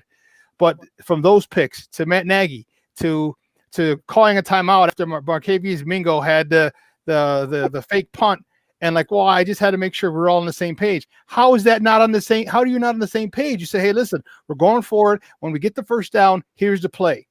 Here's the play we're going. Get to the line of scrimmage after he gets the first down, because they're going to be scrambling because they just got taken advantage of. They have a crazy the personnel might be off on the field. Let's go right away. How do you need to call timeout? So my question again, is there ever going to be anyone held accountable by this Bears organization? Yeah, I guess whatever Matt Nagy tried doing in the offseason with Harry Hiestand and Mark Helfrich and folks, that was an attempt at it, but it clearly goes deeper than that. And I agree with you. Like, these are some mistakes that are just popping up every week. And I understand that they have people playing different positions and offensive line's a mess and whatever, but come on, man. Like, if your offense is this complicated that people that have been on the team for 2 or 3 years don't know where to line up, that's bad. It's unacceptable. And calling timeouts like the way they are when they are it's remarkable. So it's a good question. We'll see wherever the Bears end up at the end of the season, if they continue downwards and they finish with fewer than 8 wins, or honestly, I would say change should be on the horizon if they fail to make the playoffs after a 5-1 start. So we'll see. I mean, hopefully George McCaskey is seeing this and is angry, as he should be. I have this weird kind of soft spot for Ryan Pace and Matt Nagy, just for some reason that I feel like for example, Ryan Pace's drafting, I feel like, has gotten better in the last, year plus, where he started focusing a little bit more on production and less on traits, like we saw with the Roquan Smith pick, we saw with, the James Daniels pick and things like that. There's been a little less emphasis on traits, especially in the early rounds, a little bit more on production. And to be fair, his drafts recently have produced starters, so that part's good. Matt Nagy, again, before this 3-game stretch, I mean, yeah, the offense sucked, but he was winning games, and there was like, how do you fire a head coach that's winning games? But at this point, 3 straight losses and looking worse and worse each week, discipline being a massive issue. If this continues, there has to be changes. Yeah, I mean, I look at what Detroit did with Caldwell, and they fired Caldwell after a winning season, and that's blown up completely in their face. Let's say the Bears do pull the trigger on this thing. Let's say they clean house completely. They get rid of the general manager and your head coach. Are the Bears even an attractive team to a head coach? I mean, they're still the Chicago Bears, I guess, probably, yeah. But who would actually be available out there, perhaps, to come in and take over the reign as the head coach and GM of this franchise? Yeah, it's a good question. You look at the Bears situation, and they have a lot of money tied up in their salary cap, and now we look at the salary cap might be reduced by 20 odd million or so. And that's not an attractive place for a general manager to be, especially when you have so much money committed to the defense and not enough on the offense, and you have a full rebuild of the offensive line and things coming up. So it's a tough situation, but I mean, the Chicago Bears are the Chicago Bears. Like, there's going to be interest in the position. Getting the charter franchise of the league, back on track is certainly a position that anyone would sign up for. A few candidates that I like, for example, on the general manager front include George Patton and Will McClay from the Dallas Cowboys front office. They've had their hand in some really, really good drafting up in Minnesota and in Dallas, respectively. Overall throughout the year. So I like them as scouts and people who could lead the front office. And then from a head coach standpoint, my first choice at this point, and he's probably a little bit, maybe a year away, people would say, but Joe Brady, the offensive coordinator of the Panthers. He's 31 years old and came, he led and helped, Joe Burrow catapult, to the first overall pick in the draft. Then he comes to Carolina, and he's put together a really, really good offense down in Carolina, a rebuilding team, a quarterback that most people should and would consider more of a game manager than a real playmaker. Mm-hmm. And he has gotten so much out of that offense. They put 31 down, up on Kansas City, yesterday, and probably should have won that game. So they've done a really, really good job getting the most out of their pieces down in Carolina. He would be very interesting, with this personnel potentially, and we'll see if he's able to command a locker room at age 31 or 32. It would be next year, but he's definitely an intriguing candidate in my eyes. Guys, we're joined by Drew Cole from Sports Mockery, talking little Chicago Bears football right here on Shawn and Maya in the morning on SportsZone Chicago. How frustrated do you think this defense is when they realize that they have to do the yeoman's work, when they have a quote unquote offensive guru who's supposed to have fixed this offense, and there's just 3 and out. Is there been some cracks in the armor, some chinks in the armor? Has there been any infighting? Because I know some of the teams that I played for, there would have been some conversations had, and I can only imagine these guys are like, look, we just held Derrick Henry to 60-something yards, his second lowest output. The guy, you said Ryan Tannehill, less than 50% of his passes, and we still lost the game. You stop the stud beast mode in the NFL. You literally stuff him all day. He had one run of his 60-something yards. He had one run of 20-something yards. Take that run away, and you talk about being totally rendered useless. That's what this defense does, and I can't sit there and say that if I was on that defense, I wouldn't be pissed off to all high heavens with this God blessed offense. Yeah, I go back to, I think it was Akeem Hicks after the Saints loss, and someone asked him, is there any sort of distress or whatever happening in the locker room? And before the reporter could even finish their word, Akeem Hicks just looks at the camera and is just like, no. It was so, like, I don't say rehearsed, but it was such like if this question gets asked, because I know I'm going to get asked, I'm going to say no matter what. But man, you look at his tone, you look at his face, like there's frustration. There's absolute frustration. And then you look at the performance, down in Nashville yesterday. How do you not, how do you not raise concerns and be angry? I think it was Danny Trevathan who said it yesterday, where we can do X, Y, Z, and it's never enough.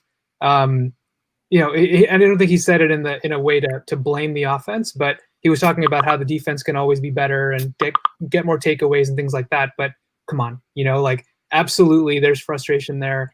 And this is why I think, and I've been saying this for the last couple of weeks, but I guess this coming Monday night against the Vikings is going to be such a pivotal game for the Bears, because you look at home primetime, Vikings are 3-5, but they've looked, good in the last couple of weeks. Yes. But this is a team and a quarterback, and that's really failed miserably against the Bears the last couple seasons, and historically has been bad, A, in primetime, and B, at Soldier Field. So this is an opportunity for the Bears to get back on track, right?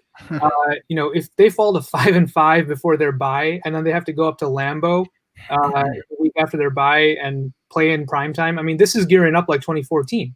You think about, the Bears, they had a terrible loss to the Patriots. They went on their bye week, played the Packers in Lambeau on Sunday Night Football and got routed. And that was the day Mark Trestman, got fired in George McCaskey's eyes. So, you look at this team potentially, if they lose before their bye to the Vikings, and the offense is still not doing its job, you're talking about a 5-5 record at that point. That's a spiral. There's no coming back. Wow. Yeah. Drew, great stuff, buddy. I appreciate it. Do me a favor, let everyone know where they can find you and your work online. Sure. It's at Drew Cole on Twitter, and I write for sportsmockery.com. Have a reaction to the game from yesterday. Post a bunch of thoughts on Twitter as well, at Drew Cole, DRUVKOUL. Thanks for having me, guys. Hey, great stuff, buddy. We'll be in touch soon. Thank you. Take care. All righty. Guys, that's Drew Cole from Sports Mockery. And you know what? I just want accountability, man. Mm-hmm. I just want accountability. Give me, Jimmy Graham. And I know you're the one who's caught a lot of our touchdowns and so on and so forth. But I need you catching. I can't have you missing blocks.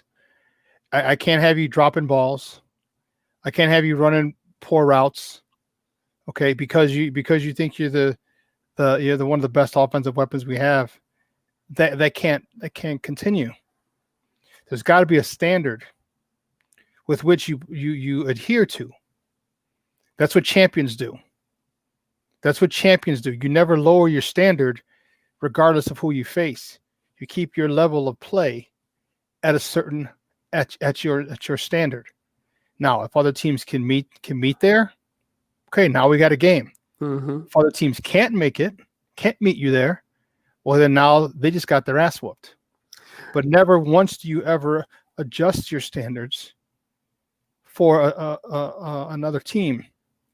And that's the thing about Jimmy Graham that I see a lot, is that he takes plays off. He runs half-ass routes sometimes. He blocks like crap sometimes. He just and these are the things that we can't have, and he's not being held accountable. Mm-hmm. No one is being held accountable. Yeah, and you know what, Shawn, and the thing that I also see with this Bears team, when you talk about, leadership and people being in control. So when I was in Hawaii, I rode a horse for like the first time, and Ivan's got the photo. We're going to love this. So I rode a horse for the first time. The thing you learn is that sorry to cut you off. You put it in the logo, so it's out real small. If you could just move it to the all right, I'll make sure I do that. The thing you learn when you ride a horse is that you better be in control, or the horse is going to throw you, or the horse is going to not do what you're trying to get it to do. You've got to hold the horse accountable to the commands that you give to it. Otherwise, the horse is going to completely ignore you. What I don't see on this Bears team is anyone holding anyone accountable. I mean, you know it just like I know it, Shawn. The best teams are the teams that can police themselves. The best teams are the teams where there's someone in that locker room who's like, no, man, you got to do it like this, man. You're screwing up everybody else. Now, you and I played back in the 80s where we did a whole bunch of stuff that if you do it now in a high school locker room, you're probably going to jail. Okay. but we all got held accountable, and I even know what I'm talking about too. But no one seems to be holding anybody accountable on this team, and that is really bothering me. I don't hear anyone, not necessarily calling people out, but I just don't get how people are able to skate like this in 2020, man. It's just a mockery of the sport, what they're doing out there on that field. It's a travesty. And, Ken, I agree with Ken. If the Bears continue to lose, I'll be more than happy with it, because you know what? This is what it's going to take. This is what it's going to take, because if they finish 500, they can still say we haven't had a losing record. Okay, fine. Here we go now. Here we go. So I don't think that. I think if this crashes and burns, then you have to take notice. And it sucks because I'm a Bears fan for life. But sometimes you got to take a step back to take a step forward, and they definitely need to take a few steps back and reevaluate what they're doing. There you go.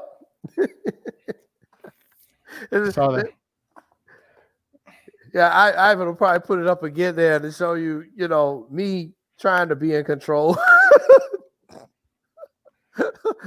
of the horse. Now, it took us like 5 minutes for us to get that one photo for me to be able to get the horse in the position for the photo. The horse was turning his head. He wanted to go eat grass. And, you got to hold yourself accountable.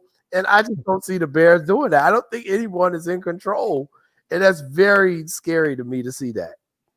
Hey, man, 3 hours has come and gone. I want to thank our guest, Joseph Phillips, for calling in. He comes on every show. I want to thank Beth Mishler Elmore, who covers the Bears for Heavy.com. I want to thank Kenneth Davis for sitting in from the 10 to 11 o'clock hour. I want to thank Drew Cole, who covers the Bears for Sports Mockery. I want to thank my guy, Jason Palmer, for sitting in for the last hour of the show. I want to thank my Puerto Rican Swiss Army knife himself, Ivan Vargas. I want to thank Elliot Baez, our technical producer, Clarence Council, our social media guru, and all you guys who made this show run smoothly today. I was very, very disappointed. I'm very frustrated, and I'm truly embarrassed to be a Bears fan as of today. But listen, we're going to take a 45-hour break, and we'll be back on Wednesday, same bad time, same bad channel, 9 a.m. to noon Central Standard Time. So for my lovely co-host in absentia, Maya Kai, our boy Jason Palmer, and my Puerto Rican Swiss Army knife, Ivan Vargas. I want to I want to take heed into what Kenneth was telling us and just like enjoy our time this fall. I just feel like that's not going to happen. Knowing me, me being the Bears fan that I am, I'm going to nitpick the hell out of this. I might even start getting my draft preparations ready to go. Guys, I'm your boy, the Silverback, Shawn Sierra. We'll see you on Wednesday, 9 a.m. to noon Central Standard Time. Until then, we got a couple things. One, download the app wherever you get your apps from, YouTube, iTunes, Google Play, Amazon. Make sure you subscribe to our YouTube channel. Make sure you follow us on Facebook, Twitter, and Instagram. All right. Until then, I got two words for you. We out.